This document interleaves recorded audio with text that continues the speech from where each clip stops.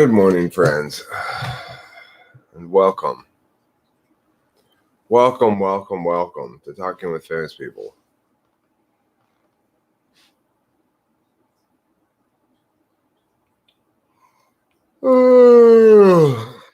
It's morning. I just woke up and I smoked a cigarette, had a sip of coffee here.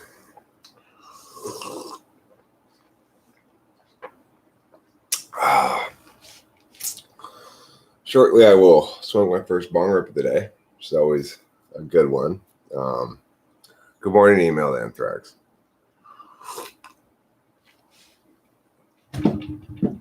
Last night, about 9 o'clock or so, Rachel and I went on a little bit of a Mission Impossible Ninja adventure to put a fish in a lake. See, we had a bottom feeding fish in my fish tank that was getting too big for the tank, and it was really, I think, struggling to find enough algae in there to eat. Even when we got him algae wafers, he didn't really like the algae wafers. He was constantly swimming around trying to find enough algae in the fish tank to eat. It's been bothering me for a while now. It's like, I obviously don't want the fish to suffer or be hungry or whatever. And we tried an alternate solution. It was a bottom feeding fish. It was one of those speckled black ones that eats the algae from the bottom. But I guess the kind I got would probably have been fine if I didn't have these little snails in my fish tank. But I also have these snails in my fish tank that eat the algae too. And I think the snails multiplied a lot. And I think they ate too much of the algae, and the bottom feeder just didn't have enough food. So after worrying about this fish for quite a long time now, stressing like every time I look at the fish tank, because the bottom feeder looks like he's always hunting for more and more food, you know. Well, it became clear that we were going to have to get that guy into a bigger body of water. So if you're talking about doing it for months now, finally last night I said, let's go get that fish out and let's go take it down to Leg Lake and put him in the lake. The thing is, Leg Lake closes at sunset. You're not supposed to go into that area after sunset. But I found this spot where I could pull over to the side of the road, hi Ken Krishna Sarmapagu, and run through this little gap in the fence to the lake, which I did in the dark, you know. And I got to the lake to pour the fish into the lake. Like a cop was in the lake park and shined his light on me. So I dumped the fish in the lake and I ran back to my car and got in the car and drove away as fast as I could. Well, we managed to successfully get away with it. Now, is that a big crime or something? Probably not. It's probably fine to release a fish into Leg Lake. It's full of turtles that aren't naturally occurring there because people always release their turtles there, and goldfish and other things that people put in the lake. So, but it still felt like quite an adventure because it was after hours and the cops shined their lights on me.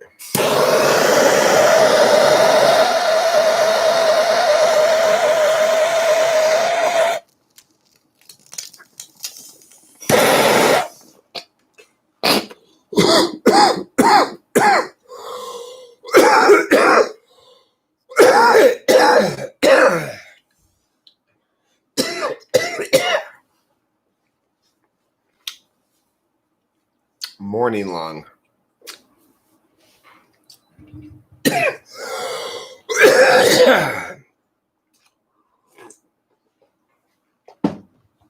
first rip of the day is always an example of morning lung.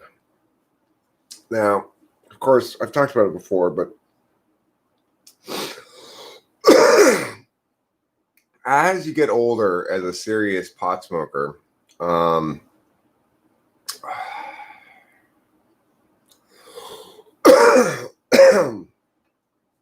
I hope so too. I hope he meets, or she. He might have been a female fish. I'm not very good at sexing fish. But I wish the best for my ex-fish now too.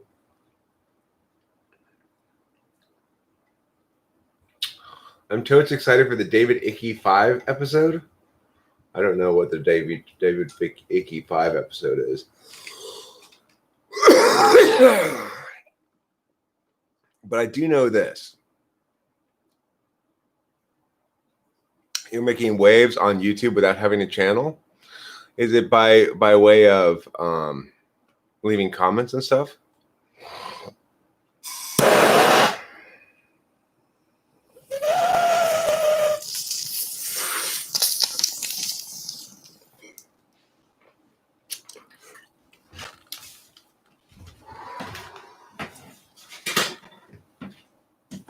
It looked like this one. This black and white speckled one.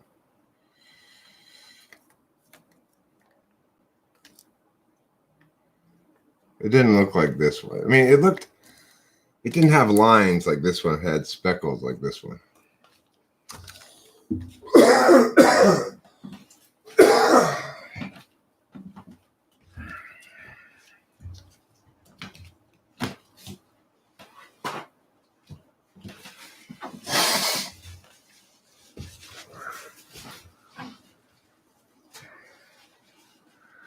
Brain Rose London Reel will be hosting again, bringing David Icke back to his show to talk about the new phenomenon of government control. You had an emission when you woke up? Well, that'll happen. That'll happen to male humans. If you don't make your ejaculate come out either by way of sexual relations or autoeroticism, it'll force its way out in your dreams. You'll be dreaming you're at the coffee shop when all of a sudden the girl behind the counter has really big boobs and is naked. And then you wake up and you're like, ew! Oh, gross.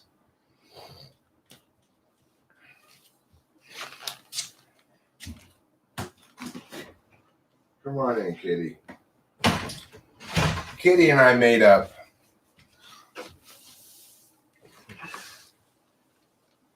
You were mentioned in a video by a guy who was having it out with C.S. Joseph. Somebody other than me? Wow. How nice. Everybody seems to think that I'm C.S. Joseph's nemesis or something, but I mean, every smart person is. Kanki and Krishna Sarmaku can't go 5 minutes without masturbating. She's just constantly like,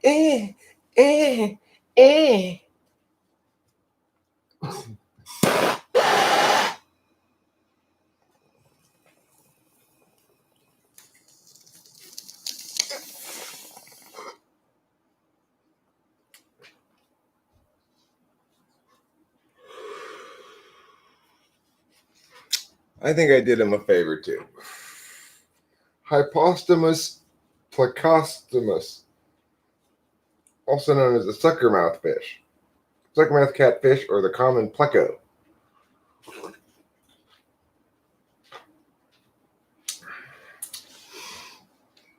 So anyway, he's now in Leg Lake, and I think he's gonna be very happy in Leg Lake because Leg Lake is a naturally occurring lake. It's not, there's Kanki Krishna Sarmagu, you liar.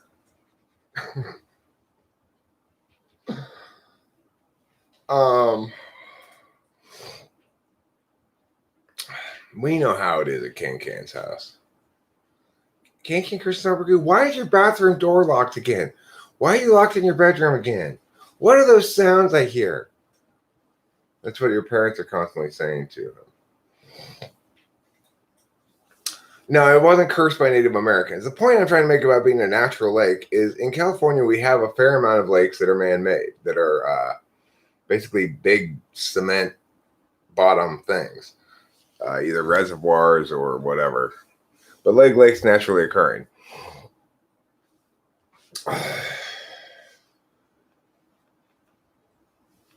Is it a good video about why C.S. Joseph is so shitty, or what?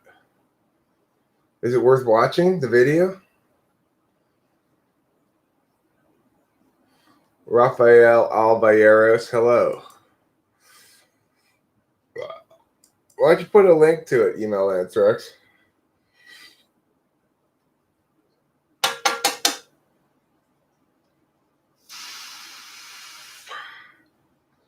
So, I got a fair amount of sleep last night. Pretty good sleep. I've been sleeping quite a bit the last couple of days. I feel like I got a bit of a sinus thing going on, though. A little bit of kind of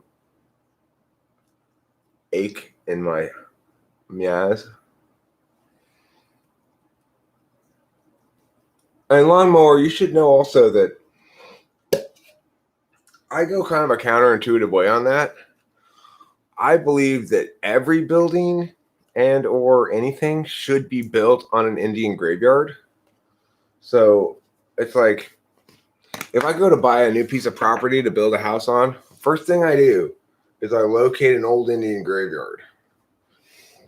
And then I go, okay, let's desecrate all these bones and pour some foundation. And that way I have the maximal chance of my place being haunted.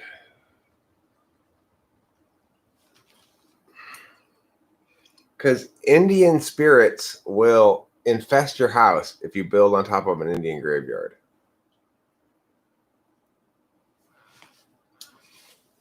I think I just use maybe mouthwash. Why does the salt have to be kosher? Does the Jewish God strike you down if you use non-kosher salt? Yahweh? Is that the Jewish God, Yahweh?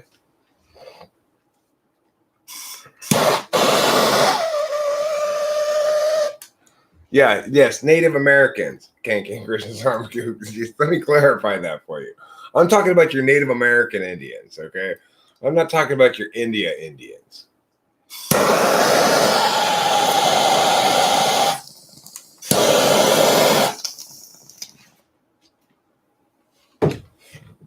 I'm pretty sure it's fine to build on top of Indian graveyards from India, right? I'm pretty sure that the Indians in India don't have any problem with that. Now, maybe I could import a graveyard from India to the United States and build on top of it. But I know what I need to do. I need to find a Native American graveyard. Then I need to buy and import an Indian graveyard and put it on top of the Native American graveyard. And it'll provide a barrier of protection. You know what I learned the other day? Have you heard the word thought before, T-H-O-T, used by young people? It's actually a, what's that called? Where each letter stands for something. It means that hoe over there. I didn't know it stood for something like that. You know, I learned that the other day.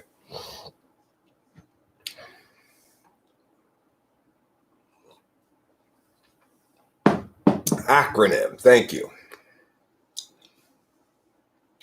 Hindus and Sikhs and Jains cremate, so lots of land available. So you mean the only way I'm going to get an Indian graveyard from India is if I get Indian Muslims?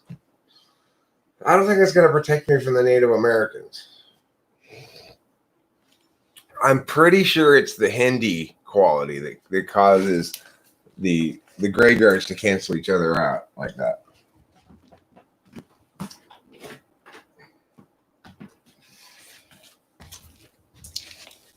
If you build on top of an Indian graveyard from India, their spirits perform Bollywood plays for you. It's pretty cool.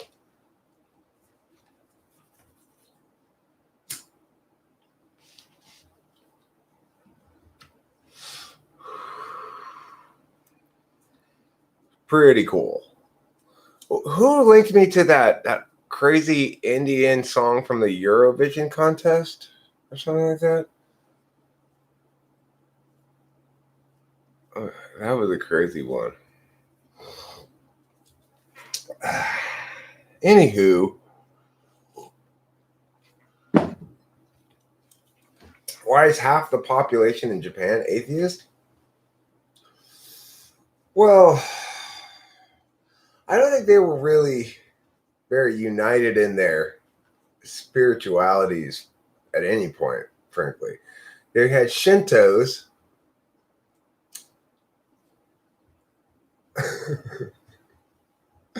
Indian burial grounds make you immoral, Lawnmower? Wow, I had no idea that living on top of an Indian burial ground would make you unfaithful to your wife. I'm going to have to stay away from those. They got your Shintos, they got your Buddhists, they got your, they had this whole they got this whole ritualistic way of life that replaces religion, kind of.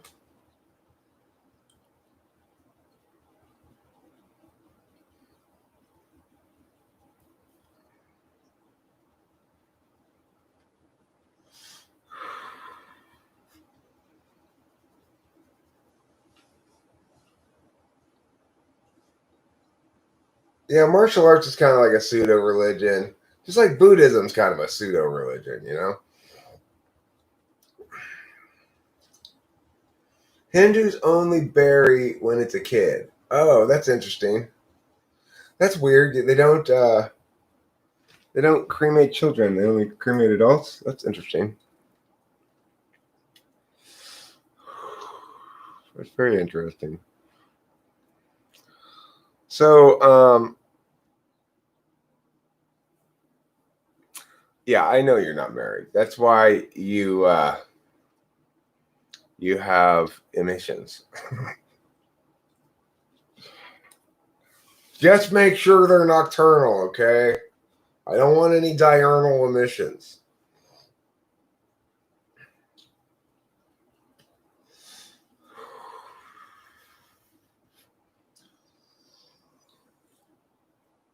Hi, Rathor Vicky. How's it going? Still INFP? How are your feelings this morning? How moist are your tenders this morning? Are they exceedingly damp, medium damp, or just regular damp? How moist are your tenders, swaddled in 2 drops of tenderness? Fine, but irritated? Why are you irritated? Talk to me. I'm listening, Matho Vicky.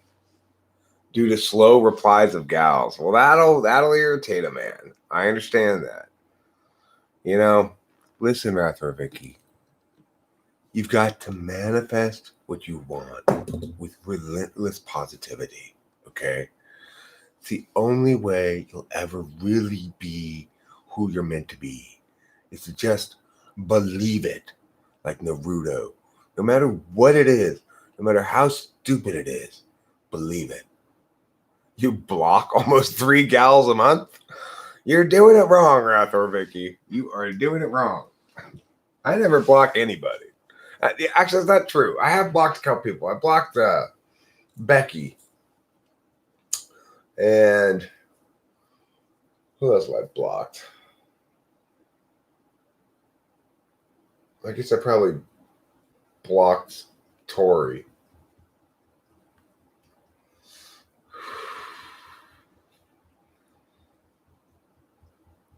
Look, gals is really the proper term for adult girls, Raphael, if you want to be technical about it. But the fact is, a lot of people,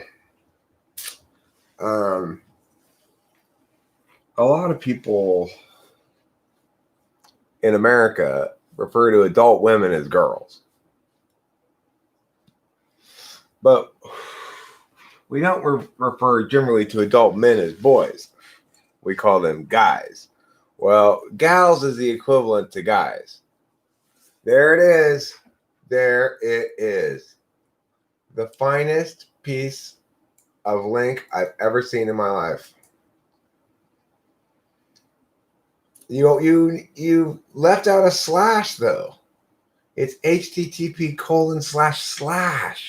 email Anthrax. Will you never get it right?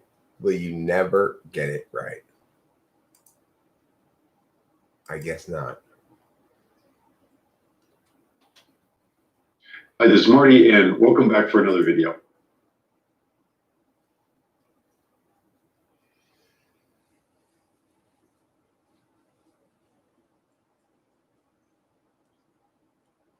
This guy's got quite a bit of subscribers.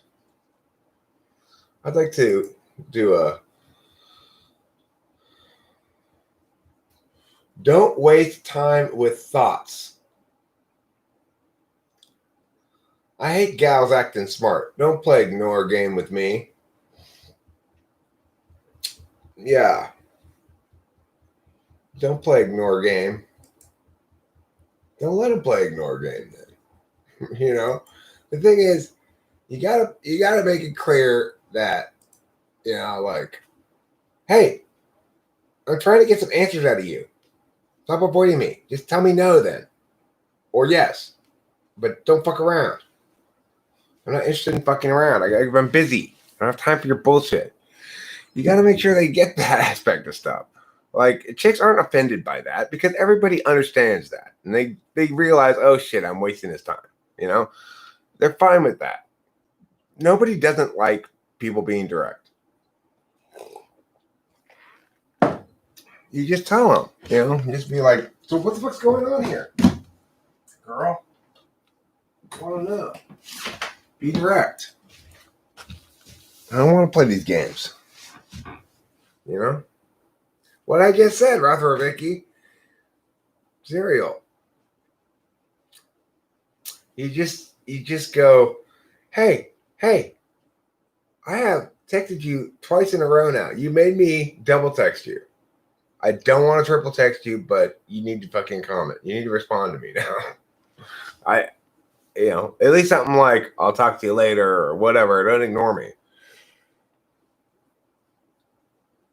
I don't blame you for blocking people who ignore you.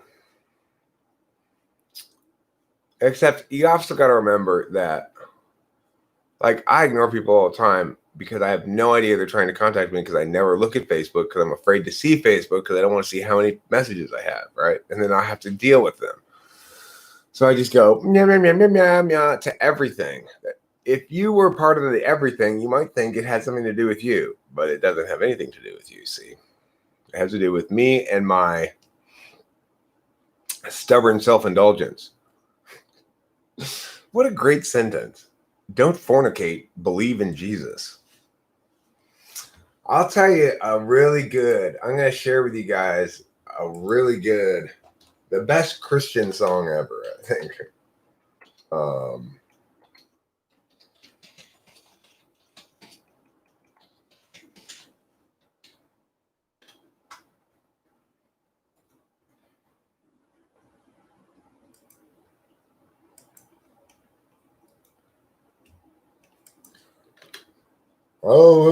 Alpha and Omega come, and the whirlwind is in the thorn tree.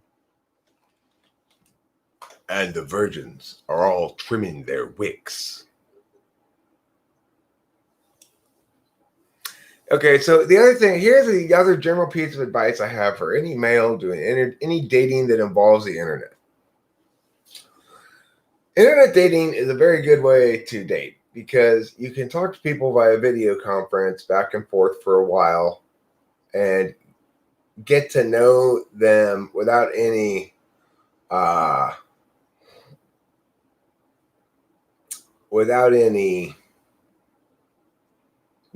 you know. What I mean by that is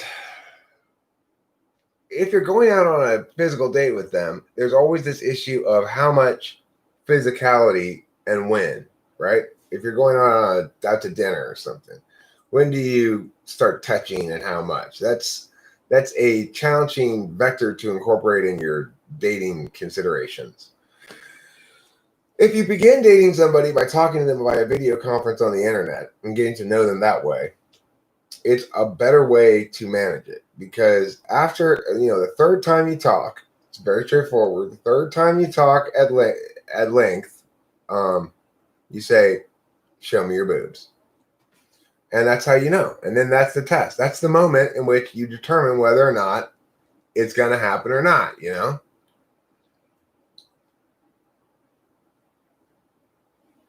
Well, Winston's mom, be prepared for a properly trained male individual who's talking to you by video conference in the third conversation to tell you to show them your boobs. Okay? And then, if the girl, then that's where the rubber meets the road. You've had 3 conversations. Towards the end of the third conversation, things are cool. You're flirty. There's chemistry or whatever. Then you find out if she's serious or not. Show me your boobs, and just leave it. Sit there in silence. Don't give her any outs. She's got to make a decision at that point. It's important to establish at that moment we're either moving in the right direction or we're done.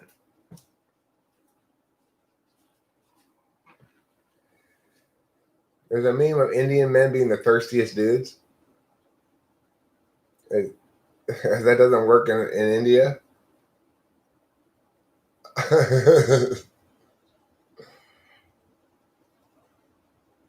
That will not happen. Winston's mom, how is the guy going to know you're serious then? How is he going to know? Show me your boobs is a perfectly reasonable end of a third video conference. If you're trying to date them, that's what I did with Rachel. Worked fine. Now we're together and happy,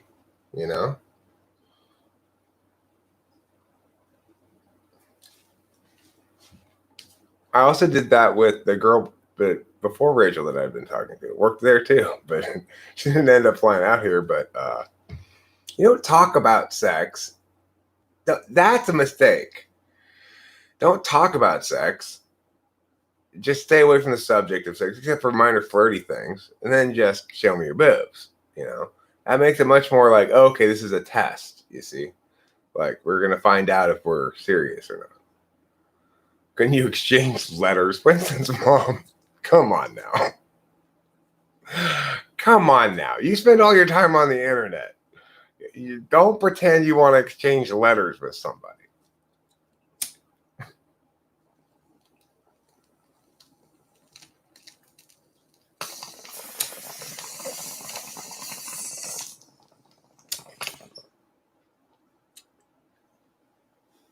Yeah. I mean, INFPs are good at making other people sexually attracted to them.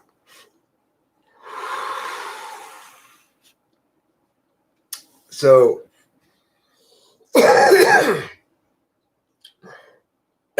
for Vicky, when you are doing your best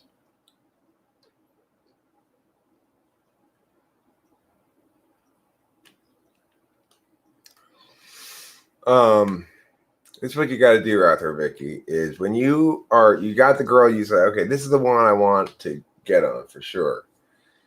You just give her that look. You give her your FI eyes that show her how precious you think she is.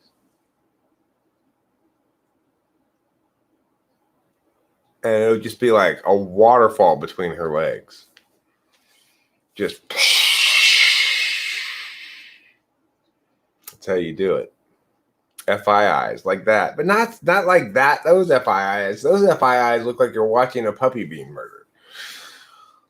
These FI eyes,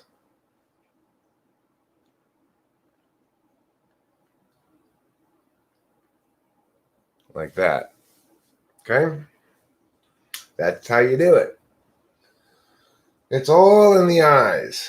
I'm not an INFP myself, so I obviously don't do it as well as you. Okay? Probably I'm not making anybody moist when I'm giving it my FIIs. Like,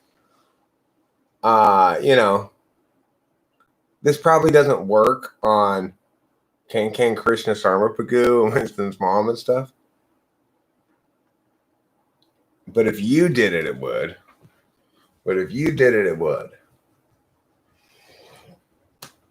Yeah, I'm bipolar. You can't expect me to be able to demonstrate how to do it properly, okay? I can just reference it. I can't actually do it myself.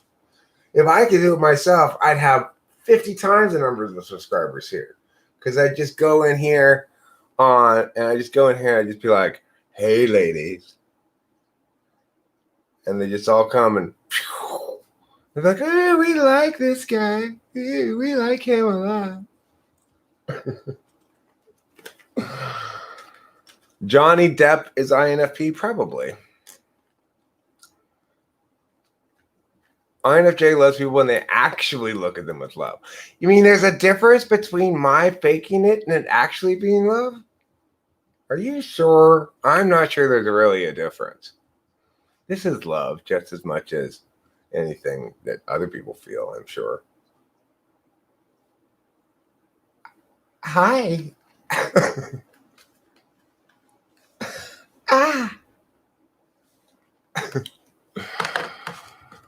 So, do you think that Phil Hartman is an INFP? Was an INFP? I don't think so. But Phil Hartman is somebody who we were talking about the other day.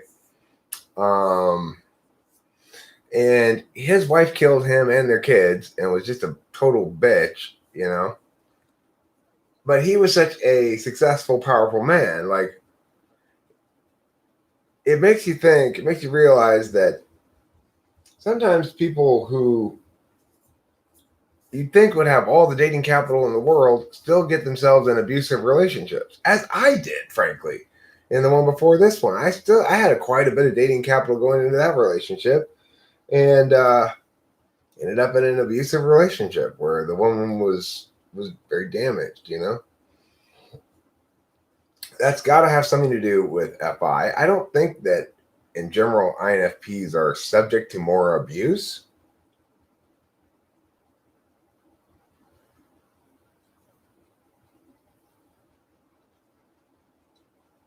Yeah.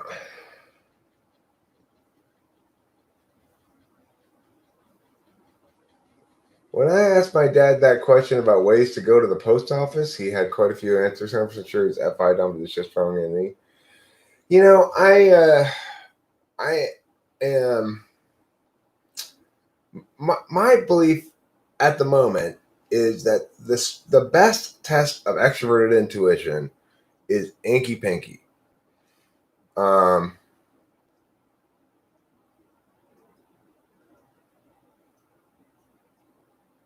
What ended up happening, Winston's mom? That's a terribly sad story. Emailed Anthrax, don't enjoy abusing INFPs. That's terrible. Robin Williams, I think, is an ENFP. And an example of how ENFPs have trouble sustaining artistic success. Probably ENFPs do as well. But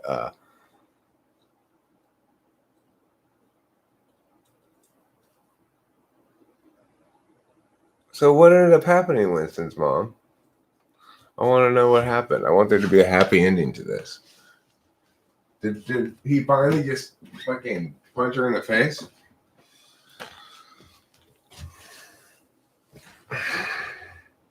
That'd be a happy ending to that story.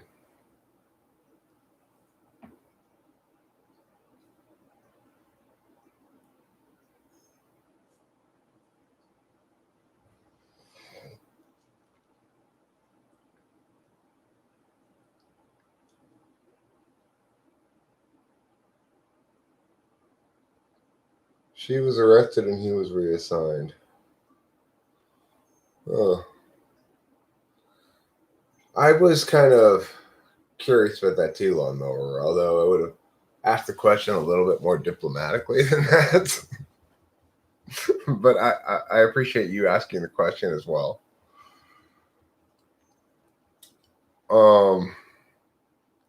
Oh yeah, the Inky Pinky test is the best NE test. Okay, so I've had a number of ways of trying to test NE, and I'm not sure.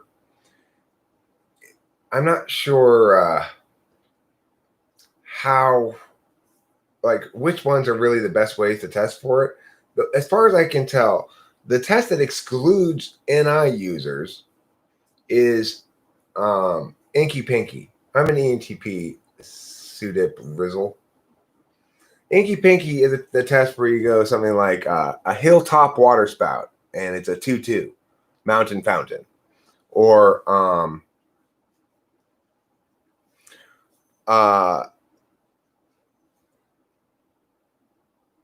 a swimming freshwater animal that's tipping over, and it's a 2-2 otter totter. Like that's the best test for extroverted intuition. There's Inkity Pinkity or Inky Pinky or whatever you want to call it. What I've discovered is that people who are NI heavy, NI Dom, NI Tool, they have trouble even getting the concept of the test, interestingly. So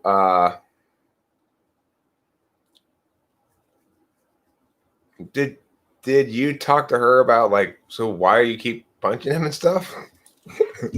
Or were you talking to her about irrelevant matters?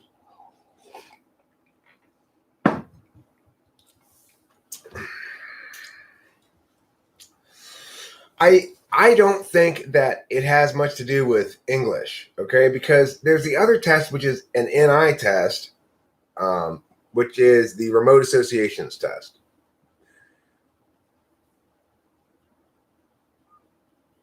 No, I've never.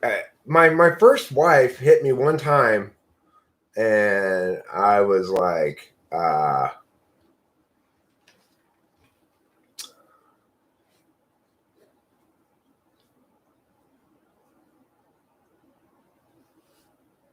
it's Totter, Totter. Okay, well that one would probably be a vocabulary intensive one, but most of them aren't vocabulary intensive. So the thing is, yeah, my first wife punched me one time. I've had a couple of different women like hit me once or twice, and then I explained to them, I don't put up with that. You need to stop that shit right now, or I'm gonna sock you in the face. You know, I got punched in the face by my first wife, but in that one instance, I deserved it because of what I said to her. This is before I knew she was cheating. What I told her was, the only woman I've ever really loved is Delilah, my daughter. And she punched me in the face. I was drunk. I let that one slide. But no, I'm not. I was never subject to physical abuse. The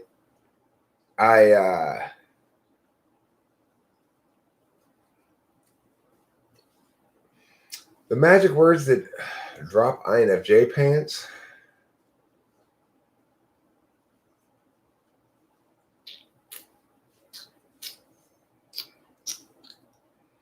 That's a tough one. INFJs are tricky. They're not, you can't outmaneuver them. They respond best to authenticity. They countervalue it in themselves, but they value it in people they're dealing with because it makes their interactions with them easy.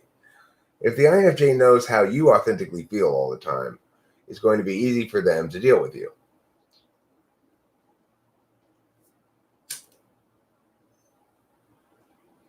That's terrible, Rafael Alvarez. That's absolutely terrible.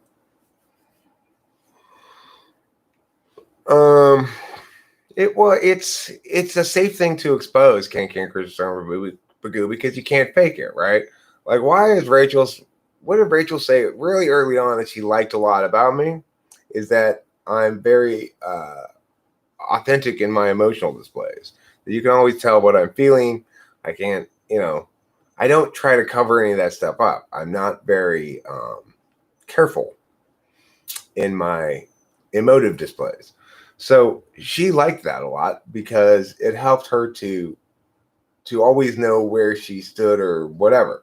And when in fact, my emotive displays are not about her, I was FE enough that I'd generally be careful to note to her, hey, I'm in a mood right now. It has nothing to do with you. I'm just in a pissy mood. I'm sorry. I don't mean to be taking it on you at all. I know I seem like mad right now or something, but I'm not.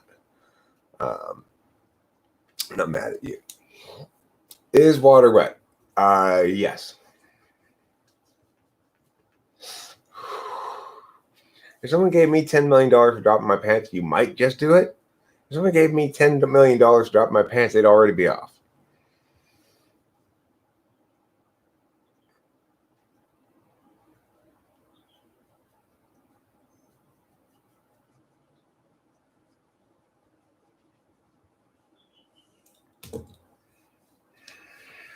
Well, Rathor Vicky, here's some basic tricks for talking to girls that actually work. Okay, some basic tips for talking to chicks that work.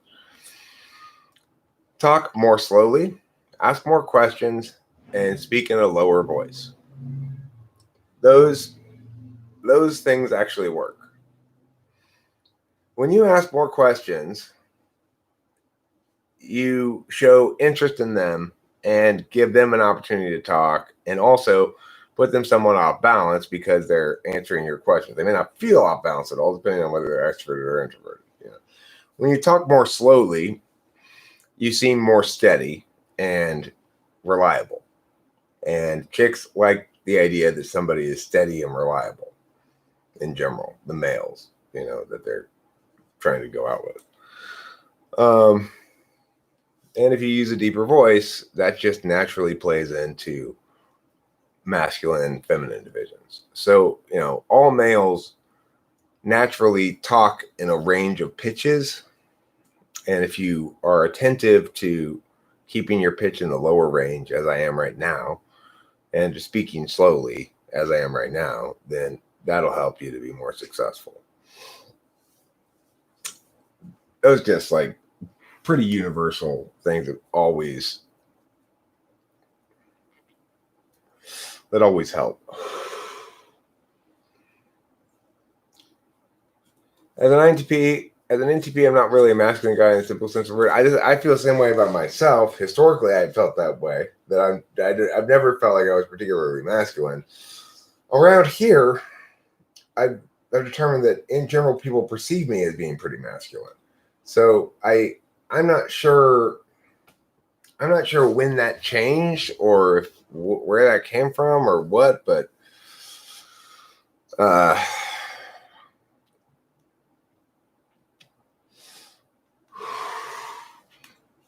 yeah, the Inky Pink test is a pretty good determination of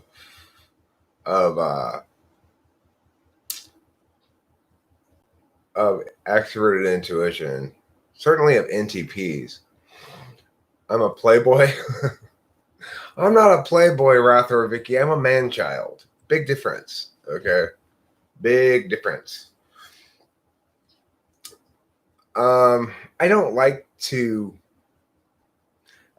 I mean, sexual relations have always seemed serious business to me, not something that I want to engage in casually with people.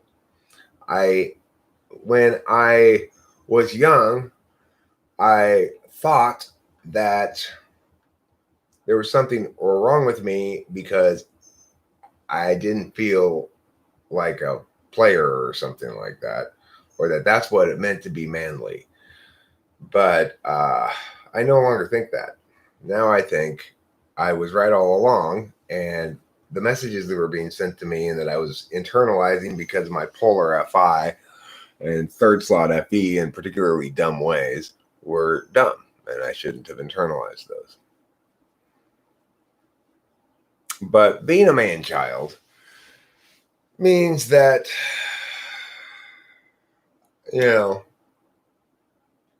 I need the kind of relationship I have, which is one where Rachel and I are on the same page about stuff. feel the same way about ourselves in life, really. You know, being a man child, being a 7, and not being very responsible in certain ways and all that kind of stuff, it does weigh on you over time as like an ontological failure or something. But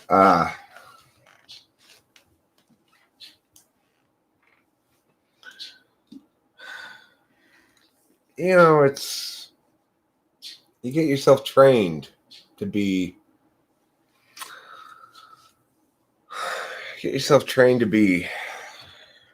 how you are over time, and it can be challenging to change that.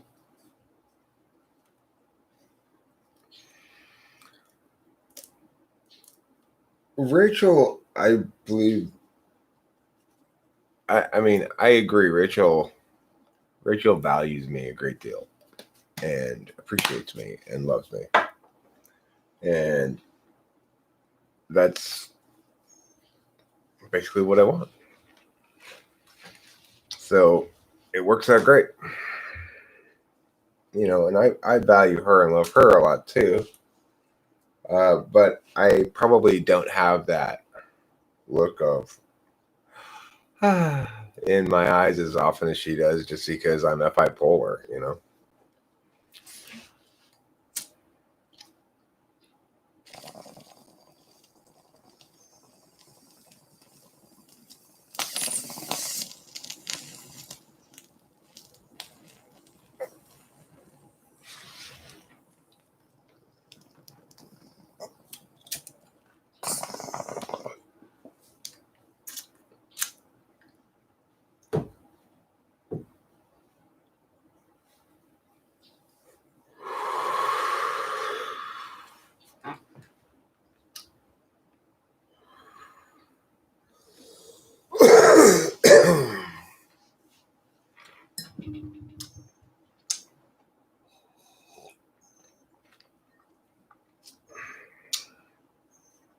Stuff, it's hard to pull through. It can be a little bit frustrating.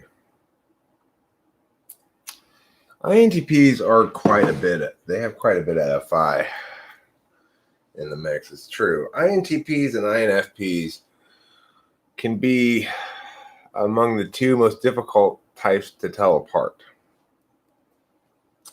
You can usually figure it out with enough TI testing, but you know, INFPs can be quite good at that. At this point, I think I can tell the difference. Like,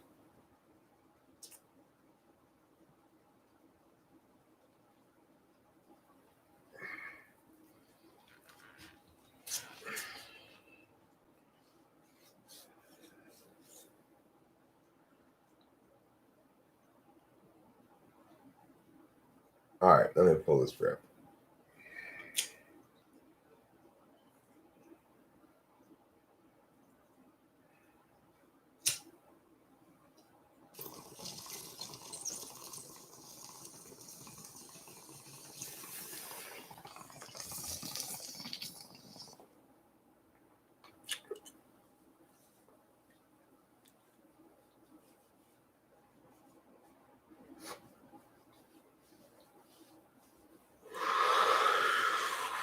Yeah, I'll tell you, FI6 is not substantially clearer about what they want than FI7 is.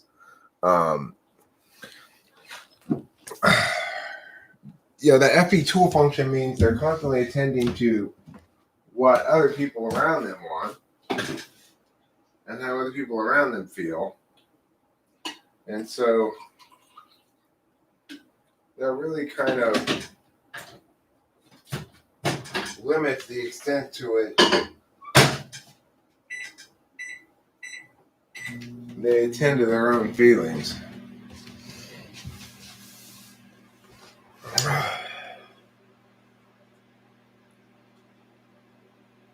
People play games with their third slot. Could third slot be key to beating your opponent?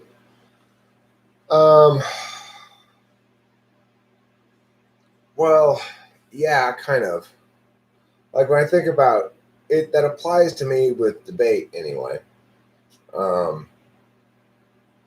When I'm debating most successfully, I'm activating my third slot more than my second slot. But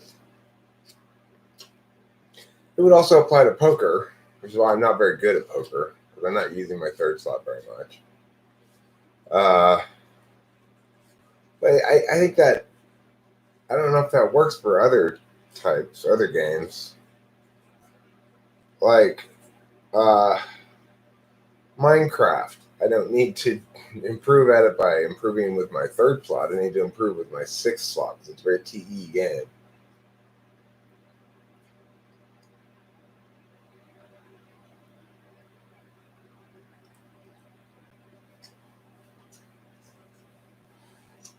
I mean, I do occasionally come to some FI realizations, but mostly I just sort of, when I'm trying to come to terms with an FI matter, I get slower and slower and slower.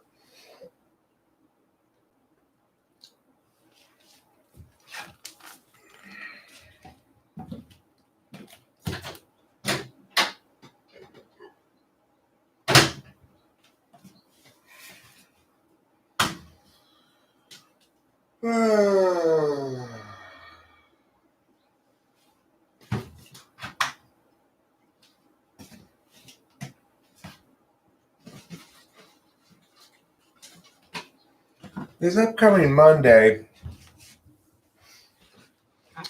I'm going to get my new bottle of Adderall.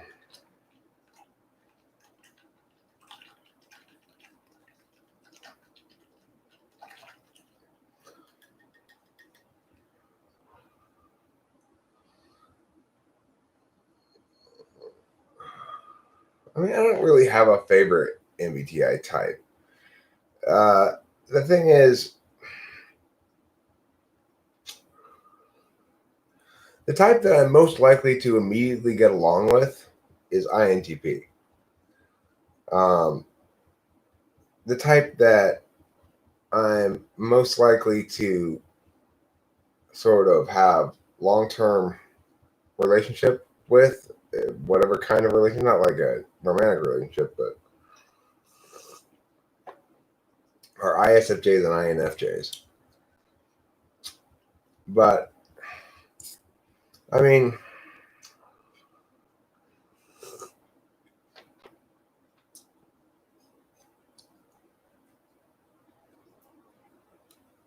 there will be a full moon.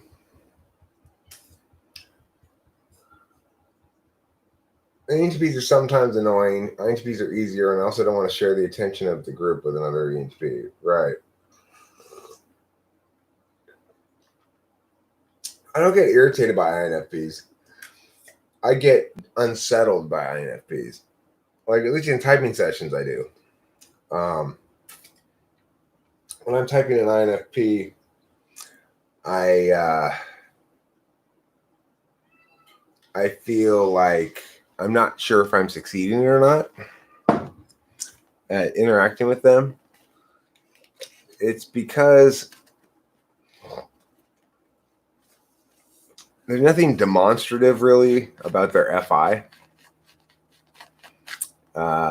except in intimate context, I guess. So it makes me unclear as to what they. My FE seems to be broken with them.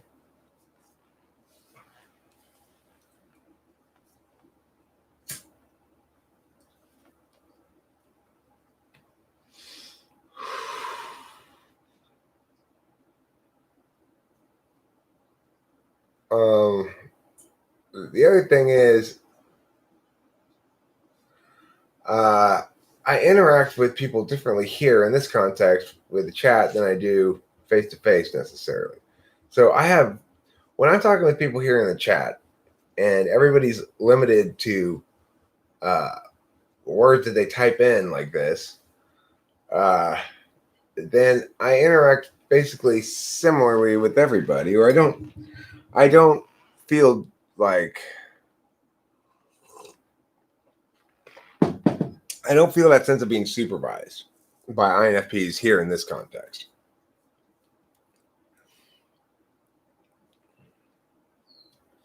But also like one of my best IRL friends is ISTJ. So it depends on the individual person too, just not just the type. My wonderful cat is an ISFP. And she's a great ISFP.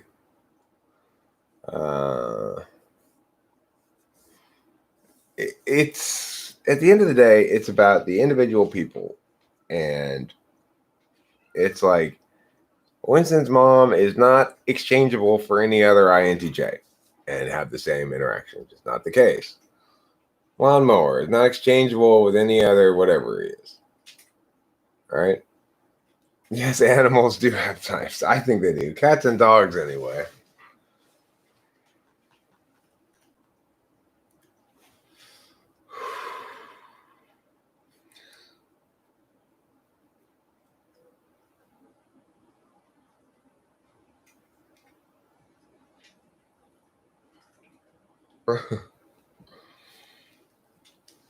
Set up Rizzle.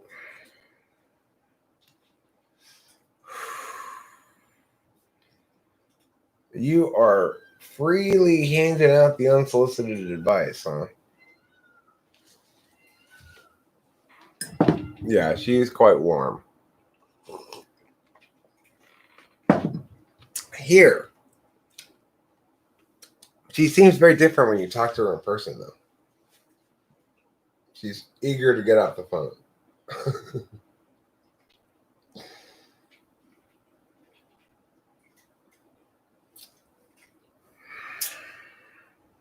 I mean, I agree in general that cigarettes are bad for you. That's why I smoke so much weed, to compensate for the damage from the cigarettes.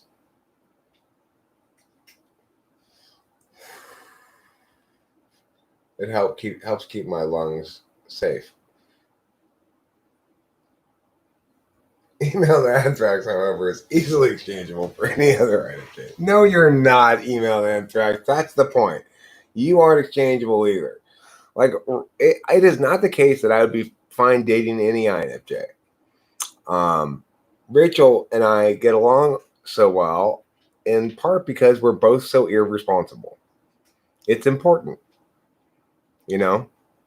It's neither of us judges the other one at all. And if I am a man child, she's a woman child.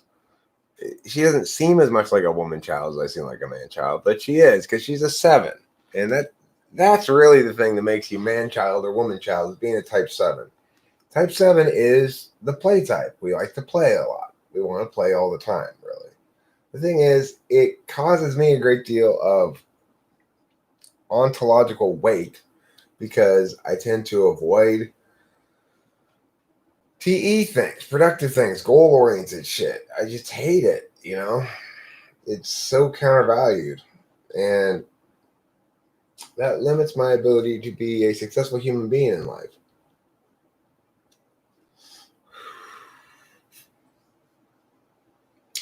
Eight is angry dad. 9 is pushover mom. 1 is asshole teacher. 2 is teen mom. 3 is fire festival. 4 is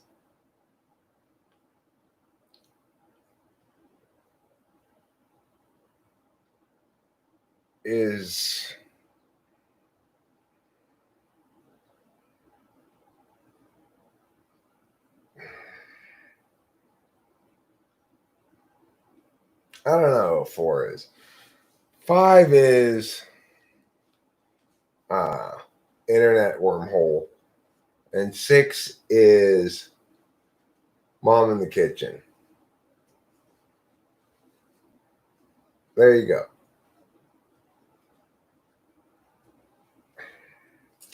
Terrible joke. My tri-type is 964, the Seeker. What's your tri-type, guys? My tri-type is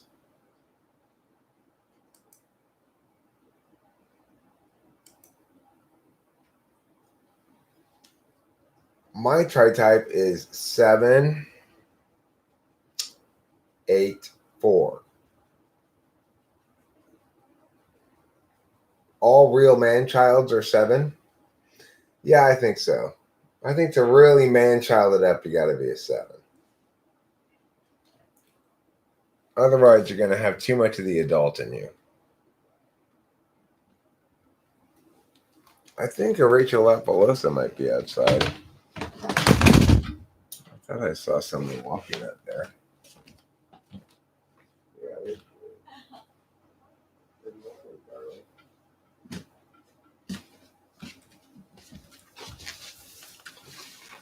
Yeah, Rachel is here.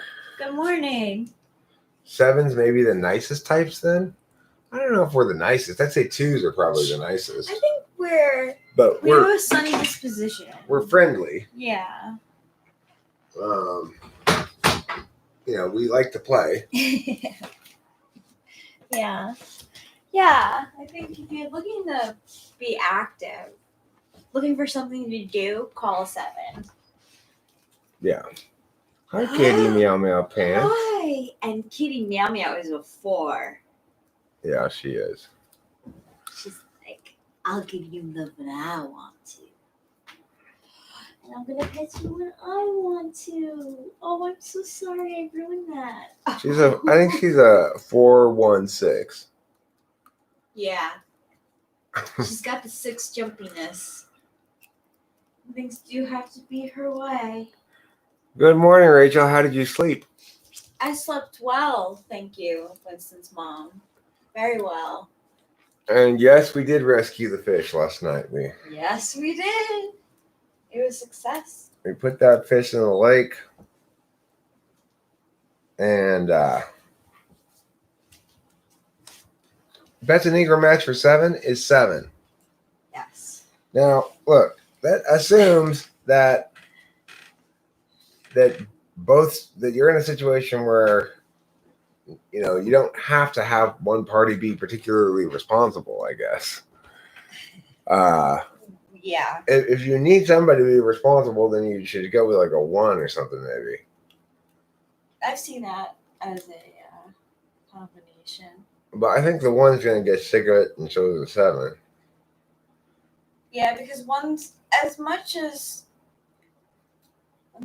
will be the planners, right? So like 7s will come up with the idea. Okay, let's go to the park. So the 1 will be like, okay, I'm gonna plan it all together. But 7s kind of have like a scattered energy too. So we might change our minds. Right. And the 1's not going to appreciate that. Rachel and I get this. Like, we both operate in this world where neither of us really cares what we do until occasionally we do. Yeah. And then we'll voice it. And usually we won't get opposition from the other one. We just want to do something that's fun. Yeah. Yeah. And being avoidant is not judged. That's the other thing. True. We don't judge each other for our TE failures. No. Which is kind of important because we're both constantly making them. Yeah. I also don't feel good about it, Raphael. I don't feel good about my own irresponsibility. But, it's a challenging reality to face because on the one hand, I tell myself, well, then change the way you behave, Eric. On the other hand, I have to acknowledge that I've become who I am over the course of many years. And over the course of the last number of years, 3 or 4 or 5, I haven't really been very responsible. And so, I mean, I don't know. I don't know what exactly I ought to make about that. Should I generally say, stop beating yourself up? Or should I say, okay, this is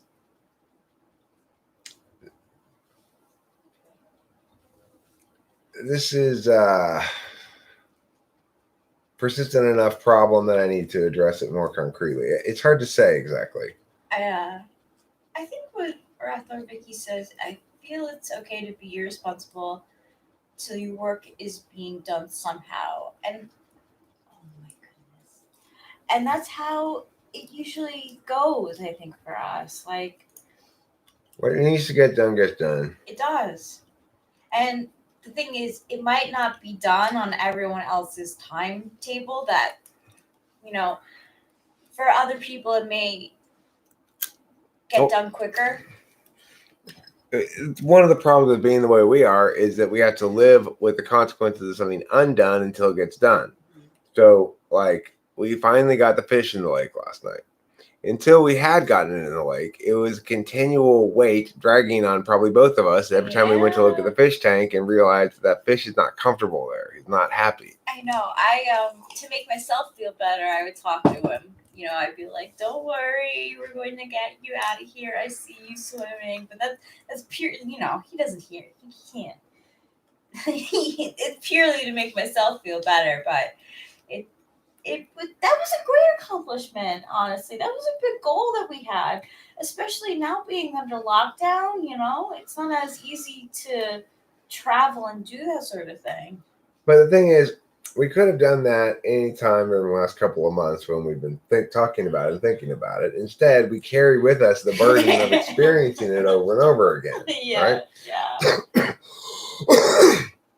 This is a problem of being too metaphysical, of being too much about meanings and not enough about sensation. So our SI was bad. Every time we'd go and experience with our own knowing, experiential knowing, the fish was not happy, it would fail to translate into action. It would just sit there as knowledge that we were going to act upon at some point. Eventually we did. What Enneagram type is Cam? Ooh.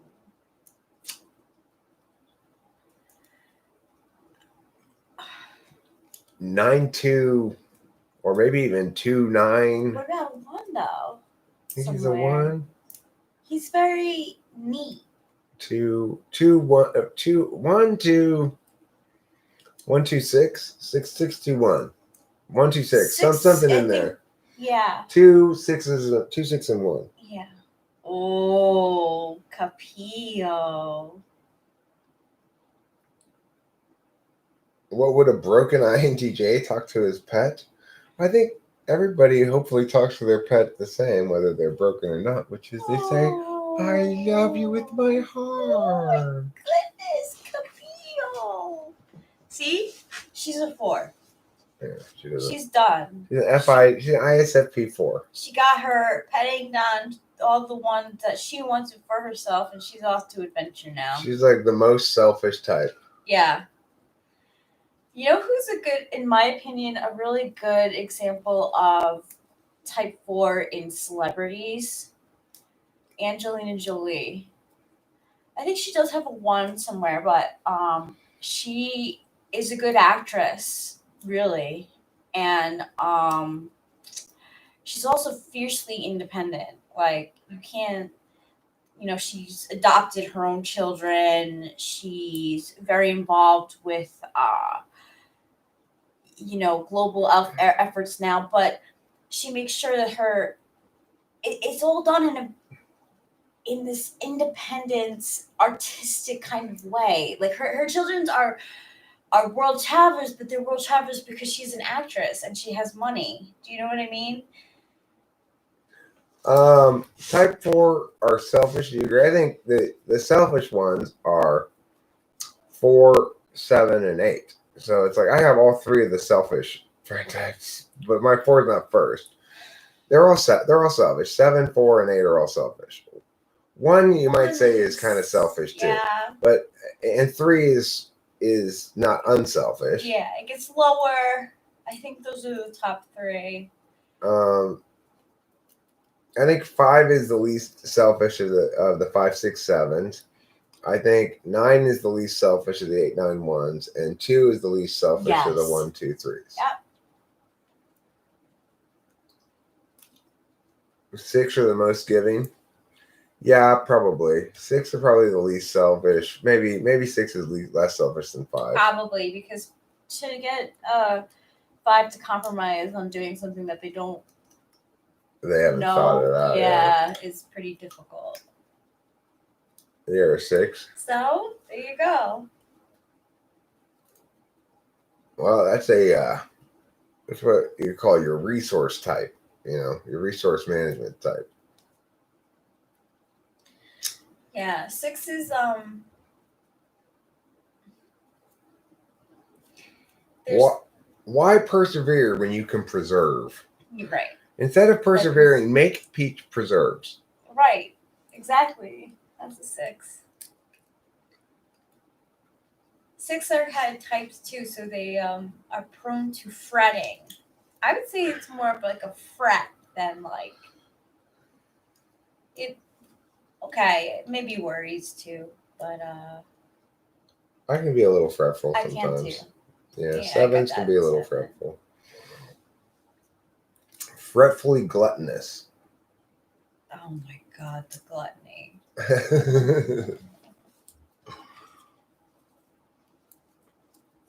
That sounds pretty selfish if you claim you're most unselfish for the 9s, King Chris and Simon Perdue. You are one selfish lady. 7s have intuition too. Intuition, a little bit overrated. Not the most useful thing in the world.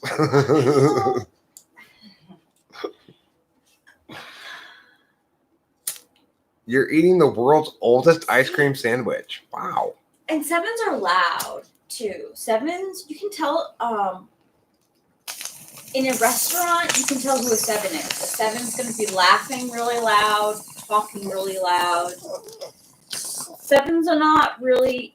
I think you're drawing your NI here a little bit from your own family. Oh. You have a super loud family. Yeah. Rachel's family is like this Italian cacophony. Yeah.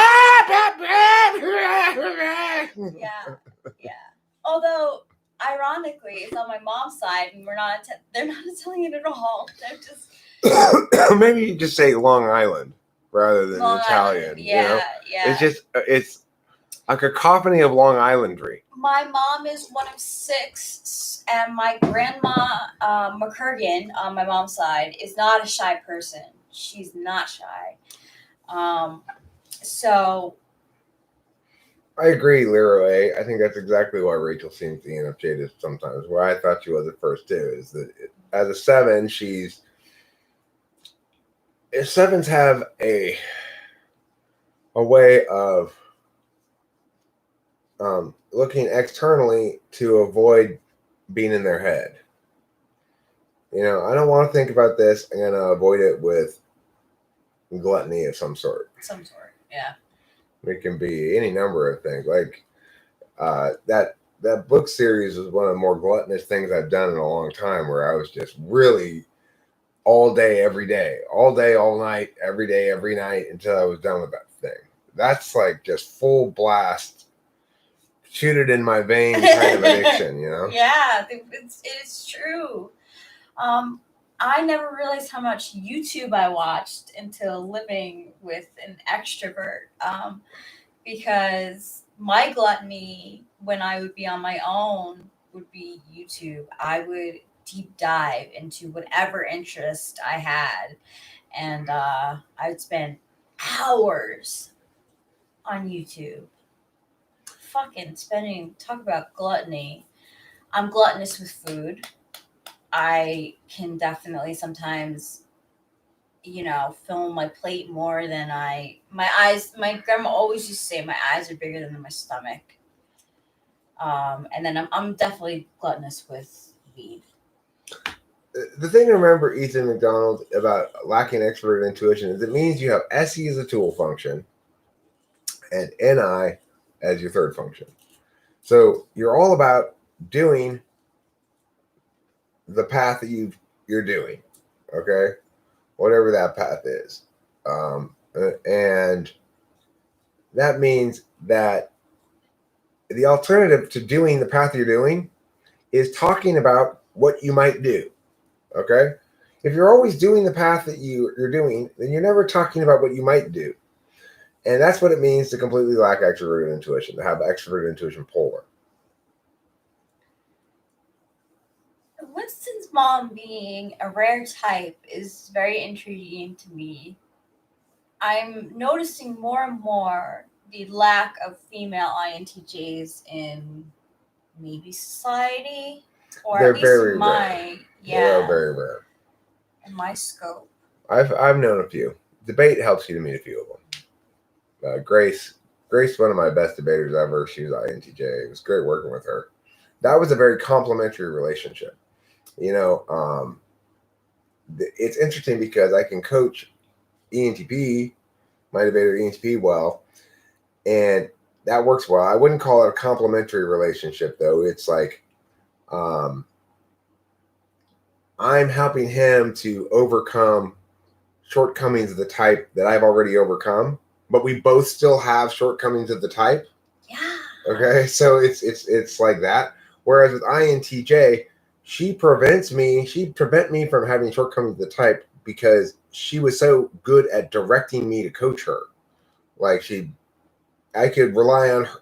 She wanted to win and wanted the singular. She provided the NI. She constrained me and would say, like, I don't think we should do it this way. We should, I need this. But, okay, I don't understand this yet. Can you repeat that? Repeat it again. Repeat it again. Okay, now I have it. It was like, she was running the class, right? And that was super complimentary because it provided me the TE structure I needed as a coach. And I had all the ideas that she needed to explain to her. And it worked great. That's great. Probably my all-time favorite coaching relationship was with Grace, my INTJ girl. I like talking to Rachel about ordinary people stuff. When I talk to sensors, we talk differently about normal popular stuff.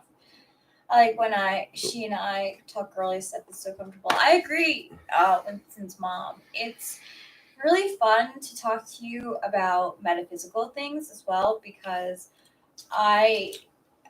besides Eric, I don't really have anyone else to talk to about it. And I find it to be such a fun, entertaining waste of my time. That's the thing. Rachel and I have both internalized this societal insistence that things be productive and generate utility for others in a way that generates money for ourselves. And neither of us are really making a lot of money right now or anything. And, so it's easy enough to have those internalized critiques of the seven expressed in these fashions as well. We fret over whether what we're doing is worth our time. I am always moved by quotes that say you are not your productivity, stuff like that. Like that remind me that my soul worth is not based on how much I do during the day. To be completely frank, living in New York,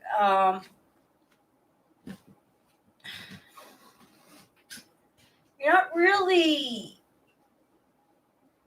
if you're not being productive, you're seen as something wrong with you. Like you must be sick. If you're not taking care of your home, if you're not taking care of your body, if you're not taking care of your bills, if you're not going to work every day, there's this kind of, well, there must be something wrong with you then. Stigma. Yeah, a stigma, definitely. But the truth is that being future-minded, a lot of times I would go out in the world and I would do things as a 7. So I would do things in my way, but it takes a lot of introspection for me to get that future plan going. So I'm future minded, so I might have a goal, whether it be for that day or, a year from now. But the truth is that life happens, and sometimes, while we're doing things, the plan gets muddled sometimes, and you have to go back to the drawing board. You probably didn't really plan this. Plan this? Yeah. No. I smoked bong all day long, but I probably smoke it more when making videos than at any other time. I'm not sure why that is, except it's something like it's only a good stigma and a sociological view if you assume that utility is an inherent value to uphold, which you probably do, but I don't necessarily.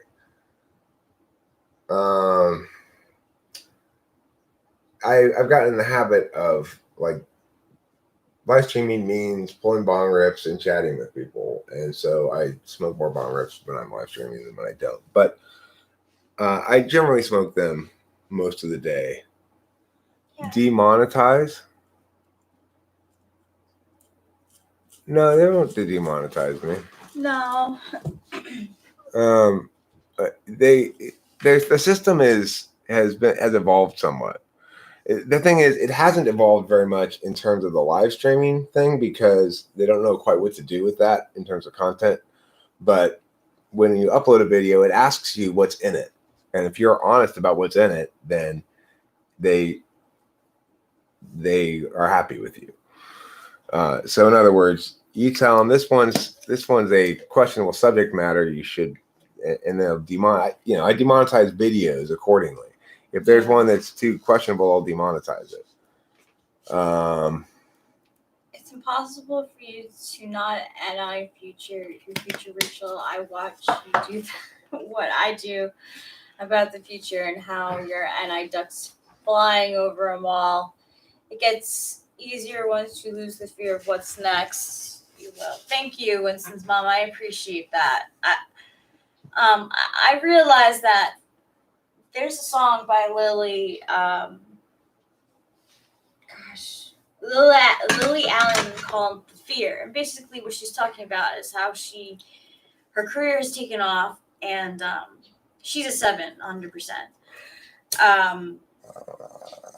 Her career's taken off, and she's having all these people tell her how great she is, but that she's being taken over by the fear because she doesn't know what's right and what's real anymore.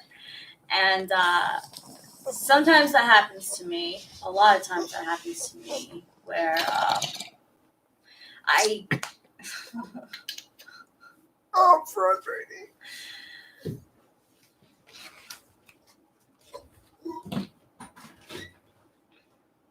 Hello, kitty. Is it warm out there? Oh.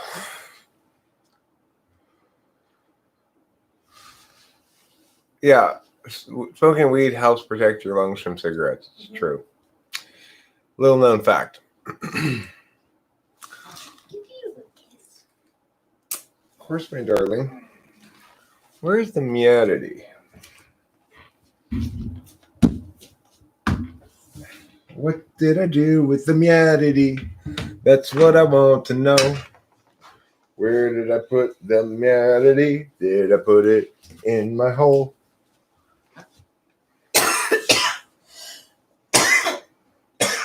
Okay, let's scroll up here. We got some really nice. Rachel, it became easier once they stopped moving the goalposts. That will happen for you. Well, the goalposts are no longer being moved for her. As INFP, I crave metaphysical conversation, but nobody in my life seems to be interested in that. Well, it's because you probably have not a lot of intuitives around you. That's typical for most people. It's my experience growing up. But fortunately, the internet allows us to find fellow intuitives and discuss intuitive matters, as we are currently doing. Yes.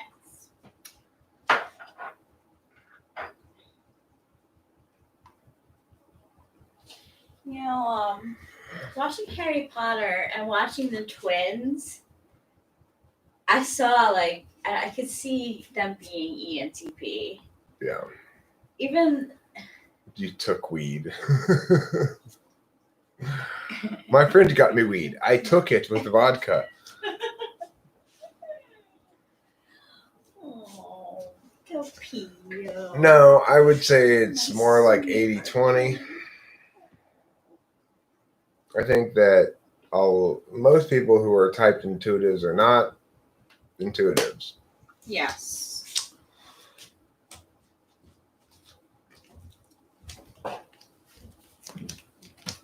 Gargalesthesia, a term given to the sensation caused by being tickled. Mom's pregnant. Oh, you need some eat. Gargalesthesia?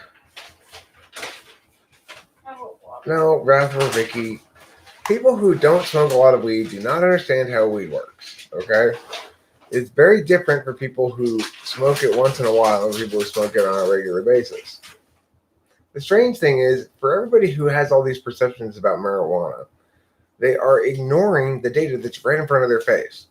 Do I seem intoxicated, delayed, or otherwise impaired by my marijuana smoking? No. So why would you continue to persist in your positions that are contrary to what the actual evidence is right in front of you? Neat. I mean, if you want to be dishonest with yourself, you'd say, yeah, Eric, you seem somehow impacted or incapacitated. But I mean, I'm outthinking you, obviously, by a substantial amount. Out-talking you by a substantial amount. All you can say is yes. So, I mean, you don't even justify it with any sort of substantiation at all, right?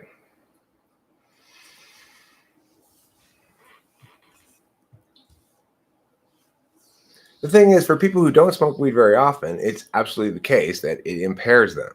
If I were to quit smoking weed for 2 weeks and smoke it again, I would get very high and it would impact me to some extent. But there's a reality of smoking weed regularly that causes it to impact you differently. And that's just reality, you know?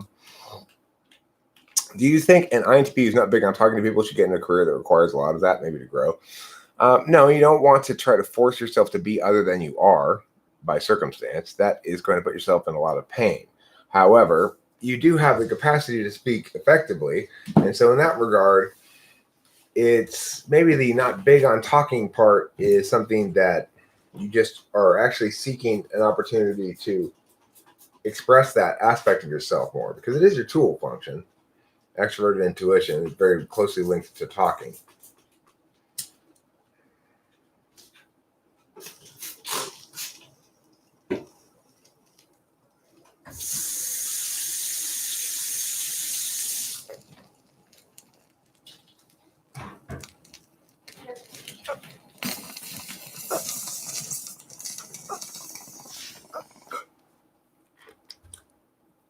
I don't recommend weed for anybody. I don't take positions on other people's consumption habits like that.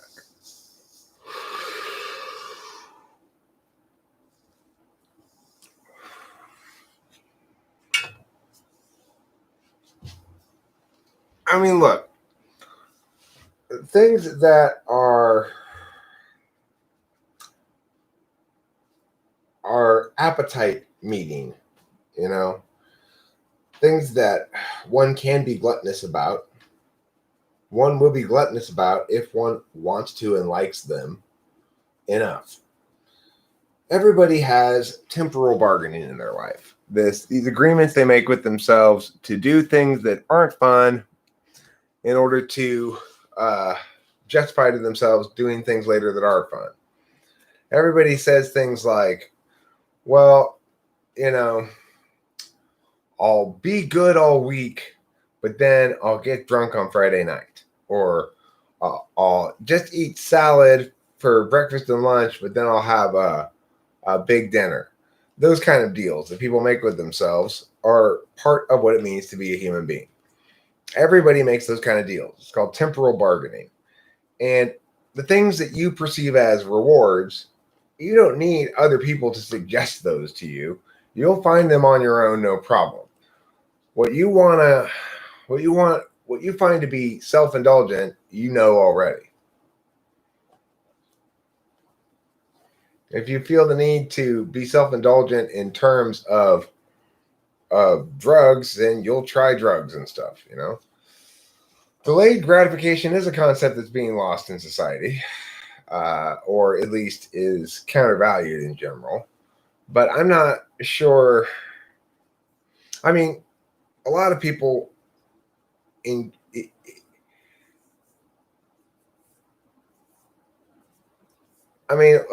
take growing weed, for example.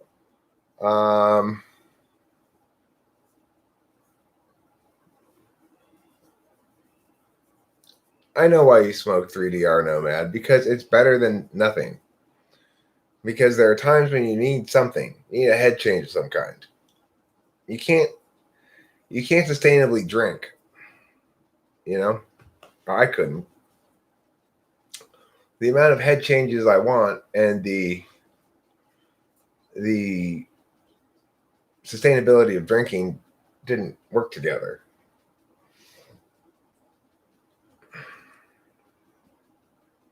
I mean, the problem with delayed gratification in general, and the problem with this idea of time frame, is that time's compressing as we move forward into the future.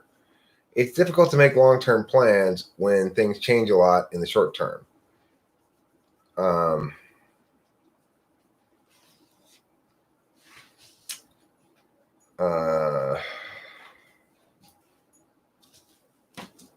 Additionally,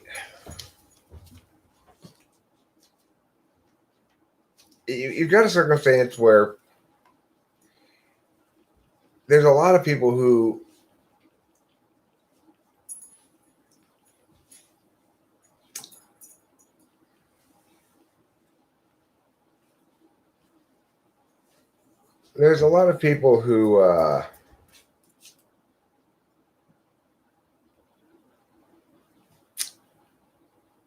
what was I going to say?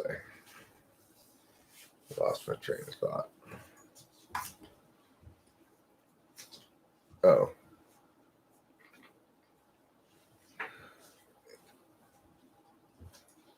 Most people have less required of them, fewer hours in a day required of them than once was required of them to attend to basic needs. Which is to say, in the very olden days when you had to spend all your time hunting and gathering food and making sure you had a fire in your cave to stay warm and working on the furs that you and your tribe wore when it got to be winter and all that stuff, right? Then there wasn't a lot of time for ontological fussery. Most of your attention was devoted towards the basic humanity, man.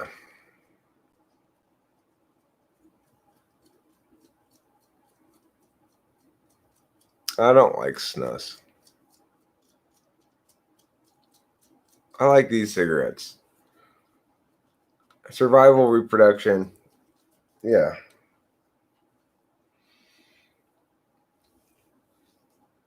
Nowadays, most people don't have to spend all of their time attending to the basics like that, you know? We just sit around and need things to grab our attention constantly. I mean, it's a fair critique of modern society.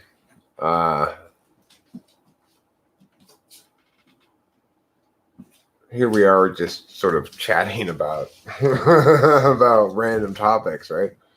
It's a luxury the age affords us that has not always been afforded, and it's afforded to a larger amount of the population than it's afforded it to in the past. There's always been sort of a ruling class that was able to indulge in frivolity, but I'd say nowadays that a much larger percentage of the population is able to engage in frivolity than once was the case. You know, it used to be that art and creativity and stuff were limited to a select class of people that could have the time and wealth to engage in it. And so it had a certain sheen of fineness to it, fine art, you know. I think those days are long past. It's now with everybody creating so much stuff all the time. Rachel and I spent a lot of time yesterday listening to songs, random songs that we had not heard before. At least I hadn't heard before. Fun. No, there were, yeah. and even new artists. New artists, whatever, people who had ranges of views from 100,000 views to 100 million views, you know?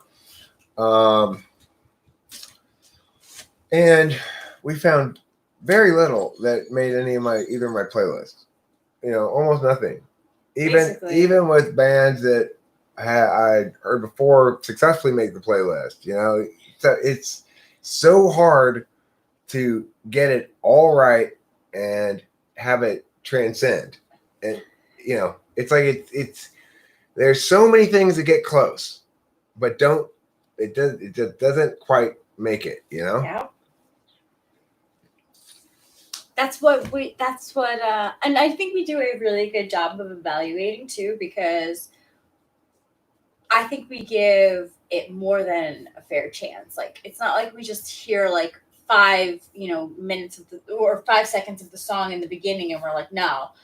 We listen to most of the song. I say we get more than halfway through, and that's when we decide whether to continue listening or not. Cloud, I'll tell you, it's you.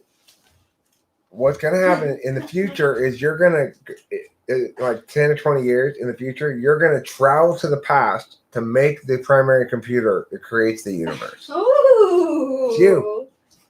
So it was you the whole time, Cloud. Oh my gosh. So he's actually Steve Jobs? He's Steve Jobs, yes. Cloud, it turns out that you're Steve Jobs. Wow. I can see the no walking on campus with no shoes on thing. Mm-hmm. The weave has respun him into the world. Yeah. You know, and you know how the wheel weaves as the wheel wills. Exactly. Hey, speaking of wheel weaving, I got this cheapo compatibility thing on on ashganesha.com. It was like nothing, but we got 5 out of 10. 5 out of 10. That's not very good. Well, okay. We got to F. No. That's 50%. Yeah, that's 50%. And I actually think that's for Vedic astrology. That's pretty good. Yeah, because usually they're much lower. Usually they are. Vedic astrology is known for no sweetness. It's known for there are these good placements and there are these bad placements, and these bad placements must be remedied. So I was happy, average. I'll take it. Sky Gear, until you learn to capitalize Nobel, probably never. Hey, Sean Ryan Barron. How you doing?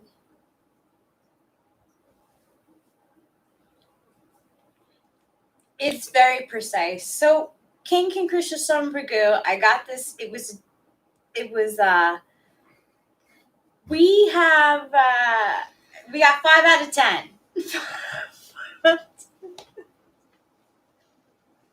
What if we were never alive?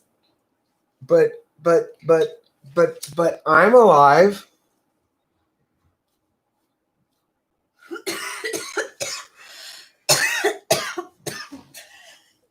If the Earth is moving thousands of miles per second through the Milky Way, how are the star systems still the same? Well, maybe the Milky Way is moving along with it. Yeah. It's an interesting question, Cloud, actually, because in Google News there's a story about just this question Really?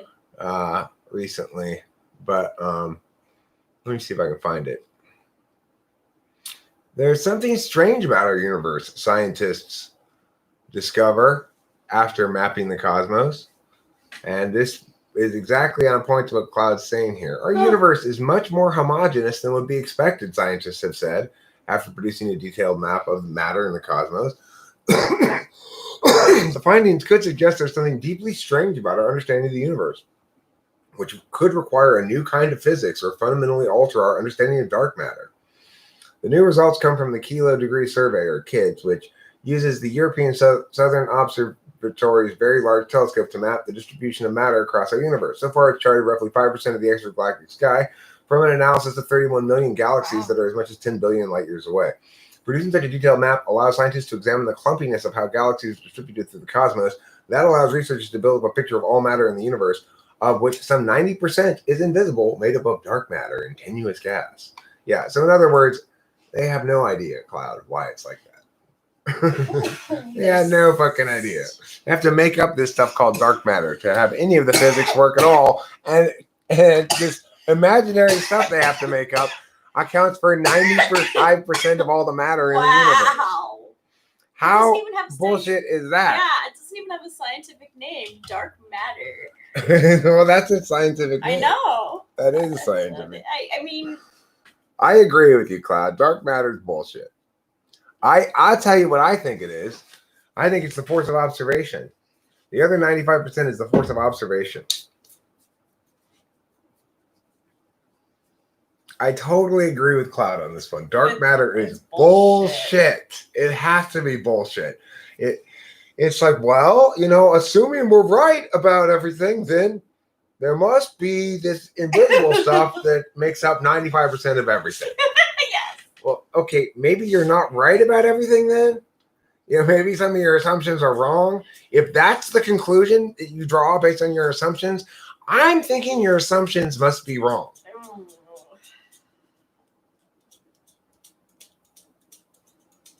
Why are you shaking your head, Dark? Because it doesn't interact with photons. But why doesn't it interact with photons? Isn't that one of the defining qualities of matter? Today's Friday, right? Saturday. Oh, I'll change the calendar. Yes, Cloud and Eric agree again on something. We periodically do.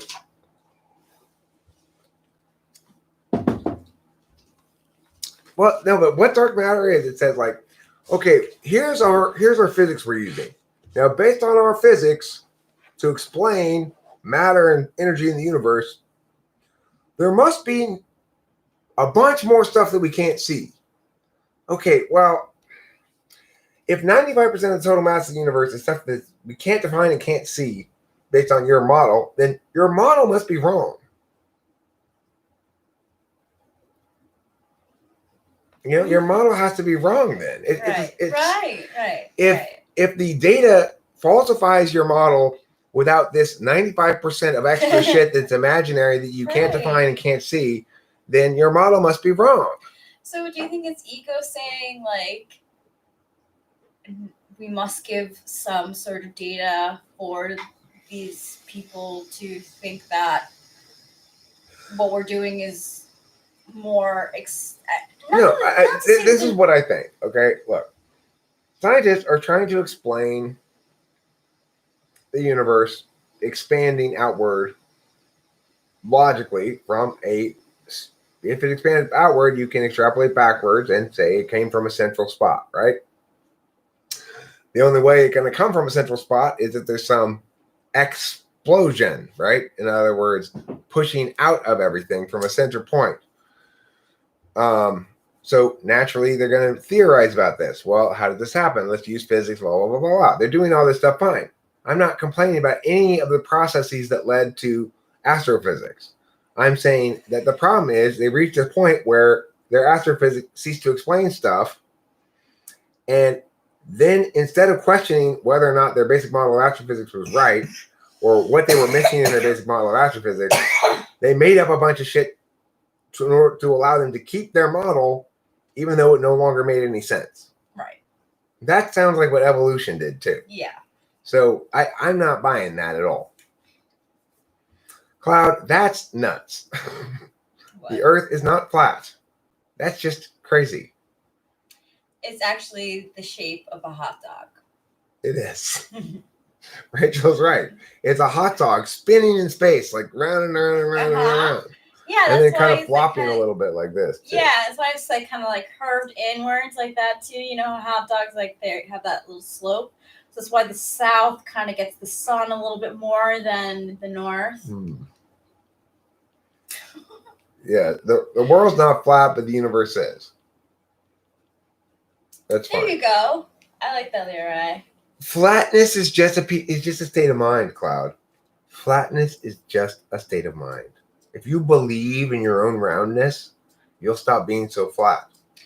You know, Cloud, it's Cloud says that I think NASA photoshops all their space stuff. Now, I'm not saying that they do, and I'm not saying that they don't, but it is highly conceivable that some of the stuff is photoshopped because it's so norm to Photoshop magazine photos that I wouldn't be surprised if there's some tweaking of things in the editing room. Okay, but I want to answer this question that Cloud asked about. If the Earth is spinning so fast, how come we're not flying all around? You know, It's a good question. it's a fine question.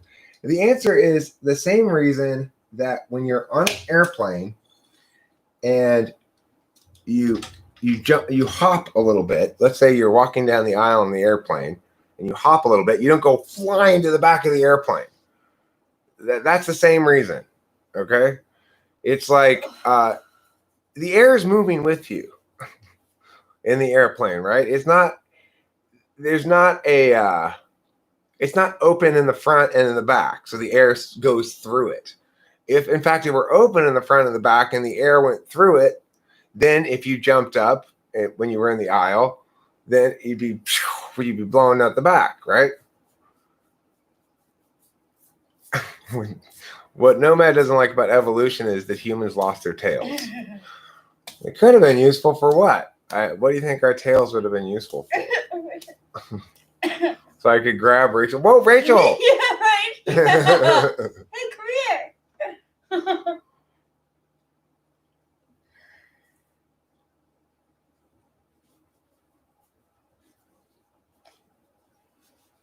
I would imagine it would be even more difficult if we had a tail because that would be kind of like dinosaurs. Dinosaurs, they stand up and they have tails and they have to like think about where their they don't think about where the tail is going. Just knock shit over. Well, I mean, I think that Pete's aware of his tail by and large when he's turning he around. is. For the most part, yeah. I found one of his feathers again. How pretty. Yeah, it's nice. This is a nice little one. Yeah. You can't really see the blue very well. Yeah. There you go.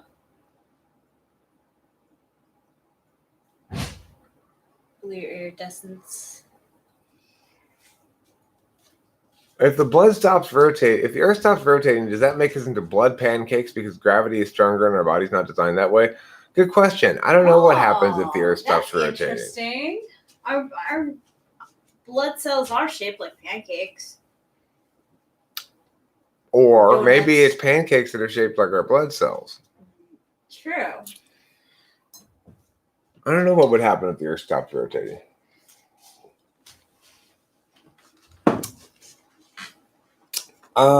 Your Huckleberry. I recently realized that I'm probably ENTJ after identifying as an INTP for several years. Is it common to confuse an ENTJ for an INTP? I don't relate to the ambitious aspects of ENTJ mostly. I don't know if it's common. I don't know if it's common to mistake it or not, but I could ask you a question that'll help determine that right now, which is, I'm going to tell you about my morning, and then you see if you can do the same thing about your morning, okay? Here's my morning. So I woke up about 5 a.m. to go pee and to let the cat out. And then after I let the cat out, I went back to bed. And then about 5:30, the cat scratched to get back in. So I got up, let the cat back in, and then went back to bed. Then about 7 a.m., I got up and I smoked a cigarette. And I made myself a reheated cup of coffee in the microwave.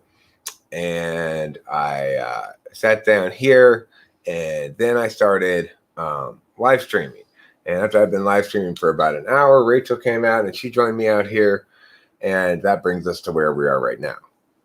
So, your Huckleberry. If you can do that about your own morning, if you can go through a succession of minor detailed events that you've done since getting up this morning, then you are not an ENTJ. If you cannot do that thing, find it impossible to even consider doing that, then you're SI polar. Okay, if you can't do that, then you're probably SI polar, and you probably are an ENTJ. And I don't know if it's common to mistake INTP for ENTJ or not. I don't think it's relevant in what you are. How do I distinguish STJ from STP? Because I was trying to type this guy who was thinking ENTJ, but it turned out his SI turned out to be too good. I thought ENTP, but his NE was quite shite. You're probably talking about an ISTJ.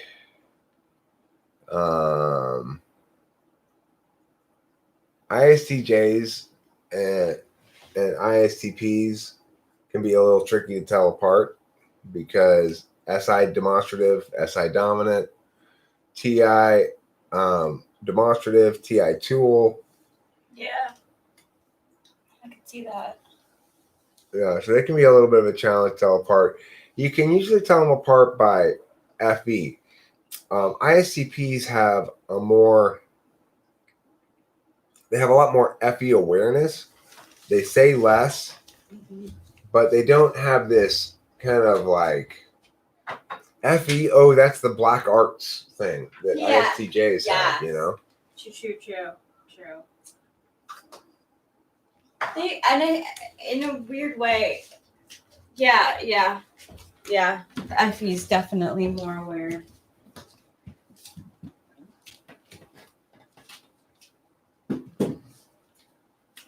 In fact, if you speak out of turn around an ISTP, their FE is going to turn red in the face, like blush, because they weren't expecting it. I mean, that's the thing about it, Huckleberry, is ENTJs are, in some sense, the easiest type to type because their SI polar is so determinate, and it's generally so obvious and unavoidable. Then I was in a downtown trap house and I searched for this guy and found a bowl with drugs. My partner came in and scared him away, and I was mad. I crushed the pills in my mouth and spat them out, as if to show him what important mission was going on. What? You can only do Eric. I can only do Eric. What would you like me to do? Something else? Would you like me to do Bob? Unless Z-rotation was very, very gradual and consistent for every part of the system, the Earth's surface would be scoured bare by global tsunamis and hypersonic winds. Oh. Well, then let's not stop the Earth from rotating. I know a lot of you have been suggesting that, the Earth shouldn't be permitted to just rotate willy-nilly as that feels like without centralized control.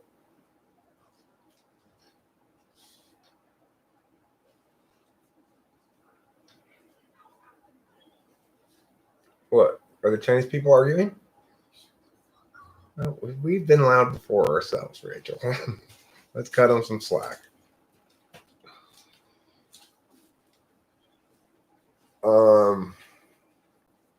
I've noticed that INTJs love structure and willpower. Whenever they give me advice on how to organize and schedule, I find it limiting. Any dons develop best by learning to focus on the present moment.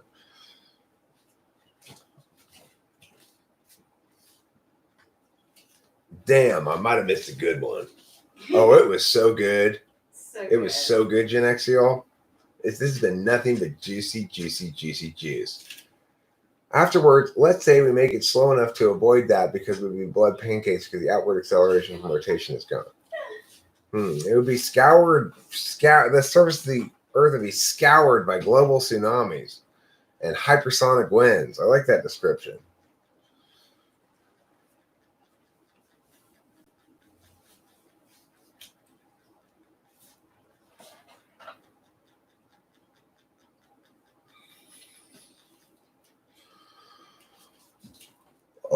Unforgettable. Wah, wah, wah, wah. Wah, wah, wah, wah. Wah, wah, wah, wah, wah. Okay, Octavia Silva, here's your first date advice. Don't, during the course of the first date, say you're so funny and touch his shoulder. Okay? Yeah, that's a good Because answer. that's moving a little too fast. You're giving him the go ahead too early then. You can say you're so funny, but don't touch his shoulder. Yeah. If he touches you without you touching him first, kind of move away a little bit and go now, like that. Were you able to hear that? Could you hear that? Yeah. So if because the proper way is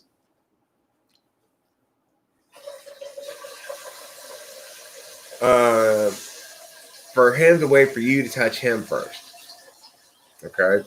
But if he doesn't wait, but you like him, and you just sort of like, okay, wait, hold on, you're being a little forward. Like that. You're being a little bit forward. Give you NE advice, not FE advice. Talk about all the things you talk about here on Talking with Famous People. You got lots of things to talk about because you talk about, what we talk about here. Have I ever played World of Warcraft? I did play World of Warcraft, but it was like the very first one when it was back on a console, but not multiplayer. I never played the World of Warcraft that my daughter played. She played that and played it for a long time and played a lot of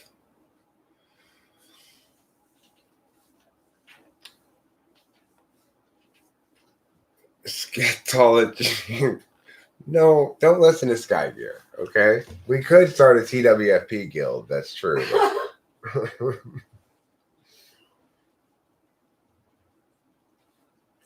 Yeah, the one that was more like war strategy than RPG. Well, that's because you're a Gen Xial, that's why. I saw as I was, Winston's mom, we will be going to the park and having, as they called it, a social distance picnic and then pet goats. Oh yeah. Oh my God. We drove by the high school yesterday and it said distance learning starts 8:26.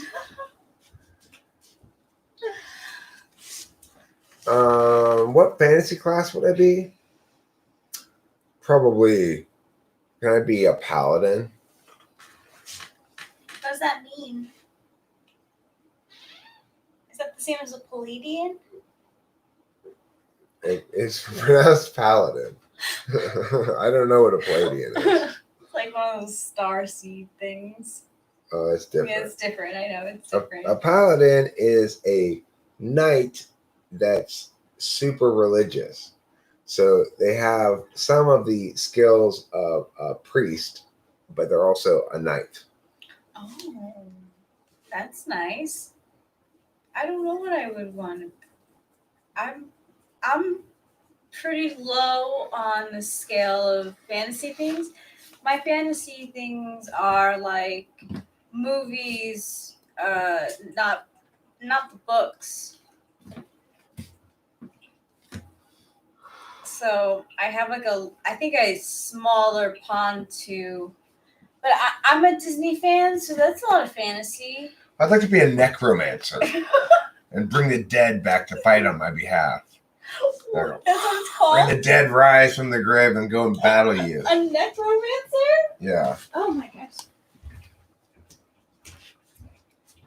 That's a wizard of the dead. Cool. Whereas, like, you could be an illusionist that just casts illusion spells. True. You could be a sorcerer. They have sorcery. I'm not sure what the difference between sorcery and. Could be an alchemist. They convert things into other things. I want to be whatever the high priestess is in the tarot cards. Well, Thank you, Octavia Silva. Here's the thing. If you're going to be a necromancer, you need to find a graveyard full of buried warriors. If you just go to a regular graveyard, you're mostly going to get old people who have cancer. See, this This guy knows what he's talking about.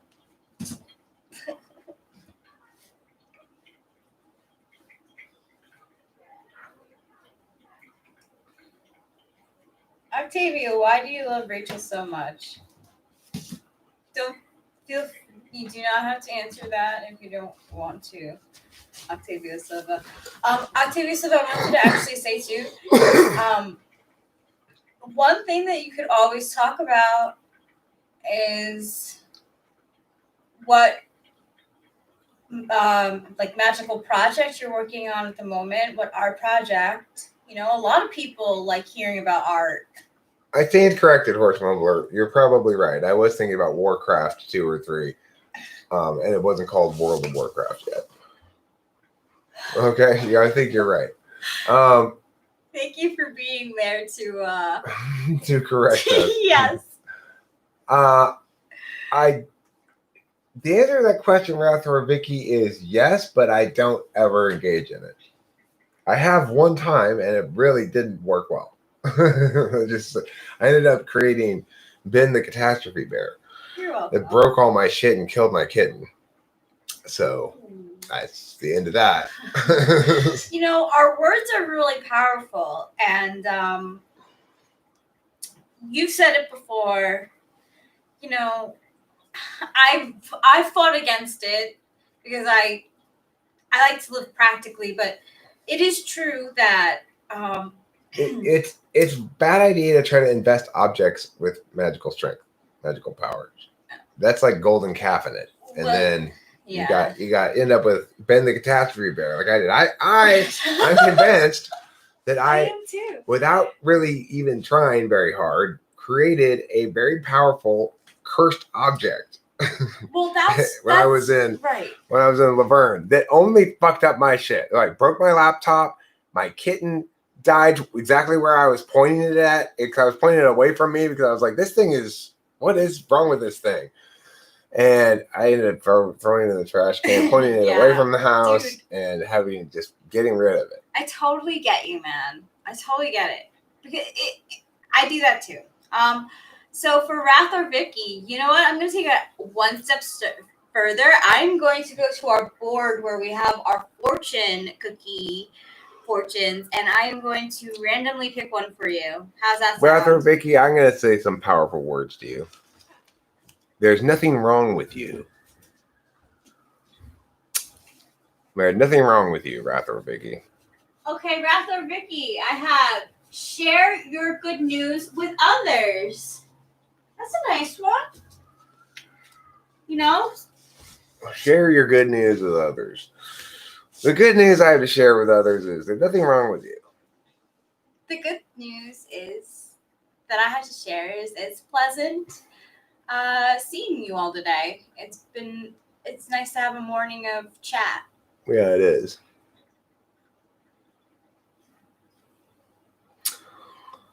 I mean, I think that's what people need to be told more than anything else in life is there's nothing wrong with you. Because whether we're told directly or indirectly, most people, most of the time, seem to be telling us that there's something wrong with us. Yeah. I need a Discord server. I think there is a TWFB Discord server. I am not entirely sure, but I think so. Yeah, it's getting... I think we'll probably wrap this up relatively soon. I'd like to go to the Smart Final probably today.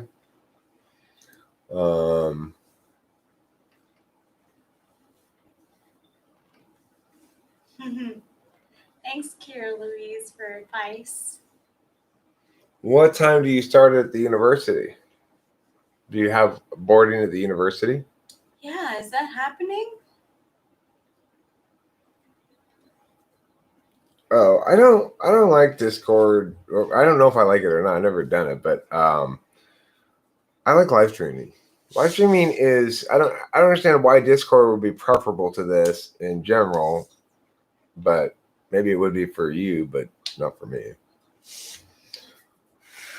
Well, YouTube, you know, YouTube is a great platform. You got the live streaming. You can make your own videos if you want to. Plus, I mean, they've been fair with you.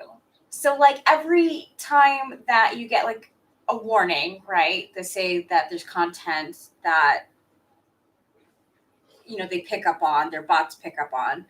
You've won the appeals, so they've been very, very fair with you. Yeah. I mean, the thing is, this is my platform ultimately. I could live stream Discord through YouTube. Well, then in that case, there you're talking about a way that might conceivably be a good idea. Yeah. But the bottom line is, this is my platform, and if in fact, well, if it was exploding in lots of reasons, look, I am accustomed to being blown by people. This is just my reality. Your Huckleberry. You do sound like an ENTJ now, by the way, with your solvency. With your very solvency-minded advice. I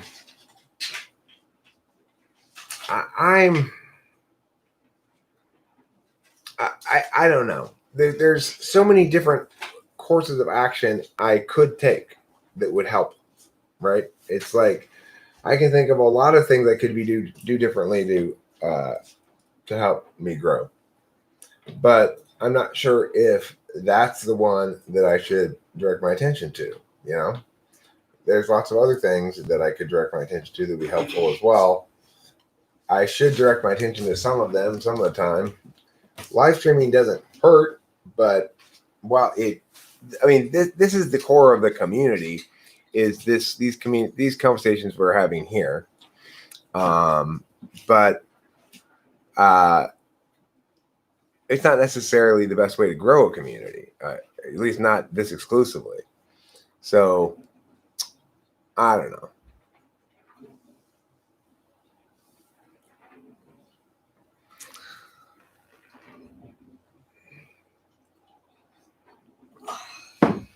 I doubt it. I'm glad to hear it, Rathor Vicky. I'm pleased that you find it useful to hear my words. Yeah, Raphael Valverde. Here comes the varieties of indisputably correct critiques about me and my failings as a YouTuber. Oh, I get it, you guys. I get it. Please, he does it to himself. I know. I understand. It's okay. I think I want to play a song on the guitar.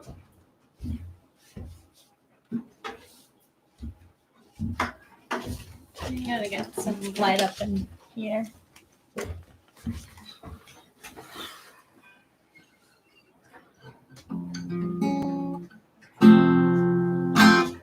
I mean, the other thing to remember is, you name it, I've done it.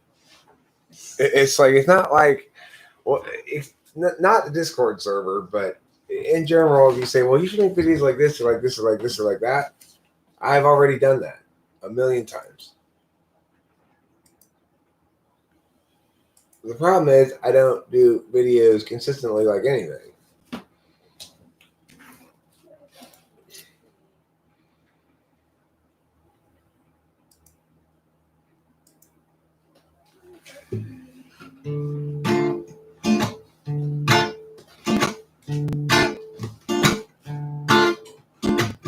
$30,000 days, too many expectations, not even worth a damn.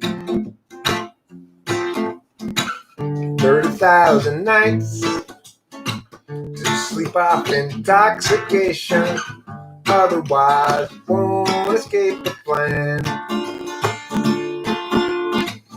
I wasted half of my days trying on another ways. Who can tell me my priorities? Is there anybody who knows the key?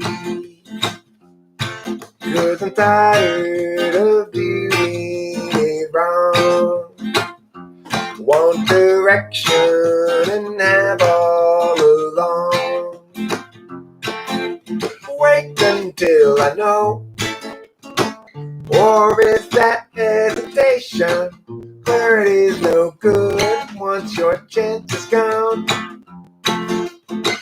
What I need to show is it so below my station. I'm tired of doing it wrong. I wasted half of my days trying on another's ways. Who can tell me my priorities? Is there anybody who knows the key? Cause I think I'm doing it wrong. Yeah, I think I'm doing it wrong. Cause I think I'm doing it wrong. Doing it wrong.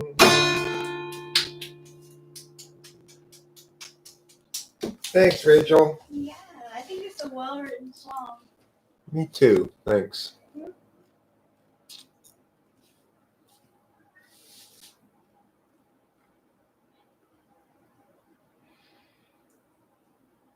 You just have to, Cloud, let them recover for a day and then just play again. You'll find you develop these calluses. Like, I haven't played in quite a while now, and I still have my calluses. They're permanent at this point. My pointer finger goes numb a little bit. Yeah. Well, if you just keep pushing, keep playing, it'll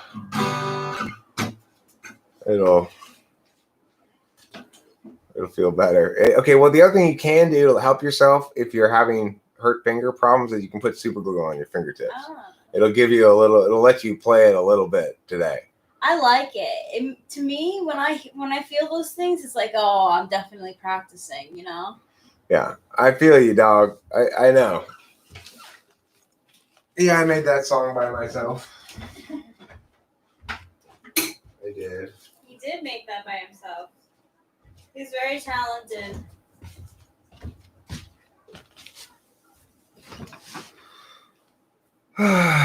All right, everybody. I've never heard that before, Cloud. I would, if you want any suggestion from me and you want to be able to play, even though your fingertips hurt, you put a little bit of super glue on the top of each of your fingertips. Cool. See you later. Thanks for being here.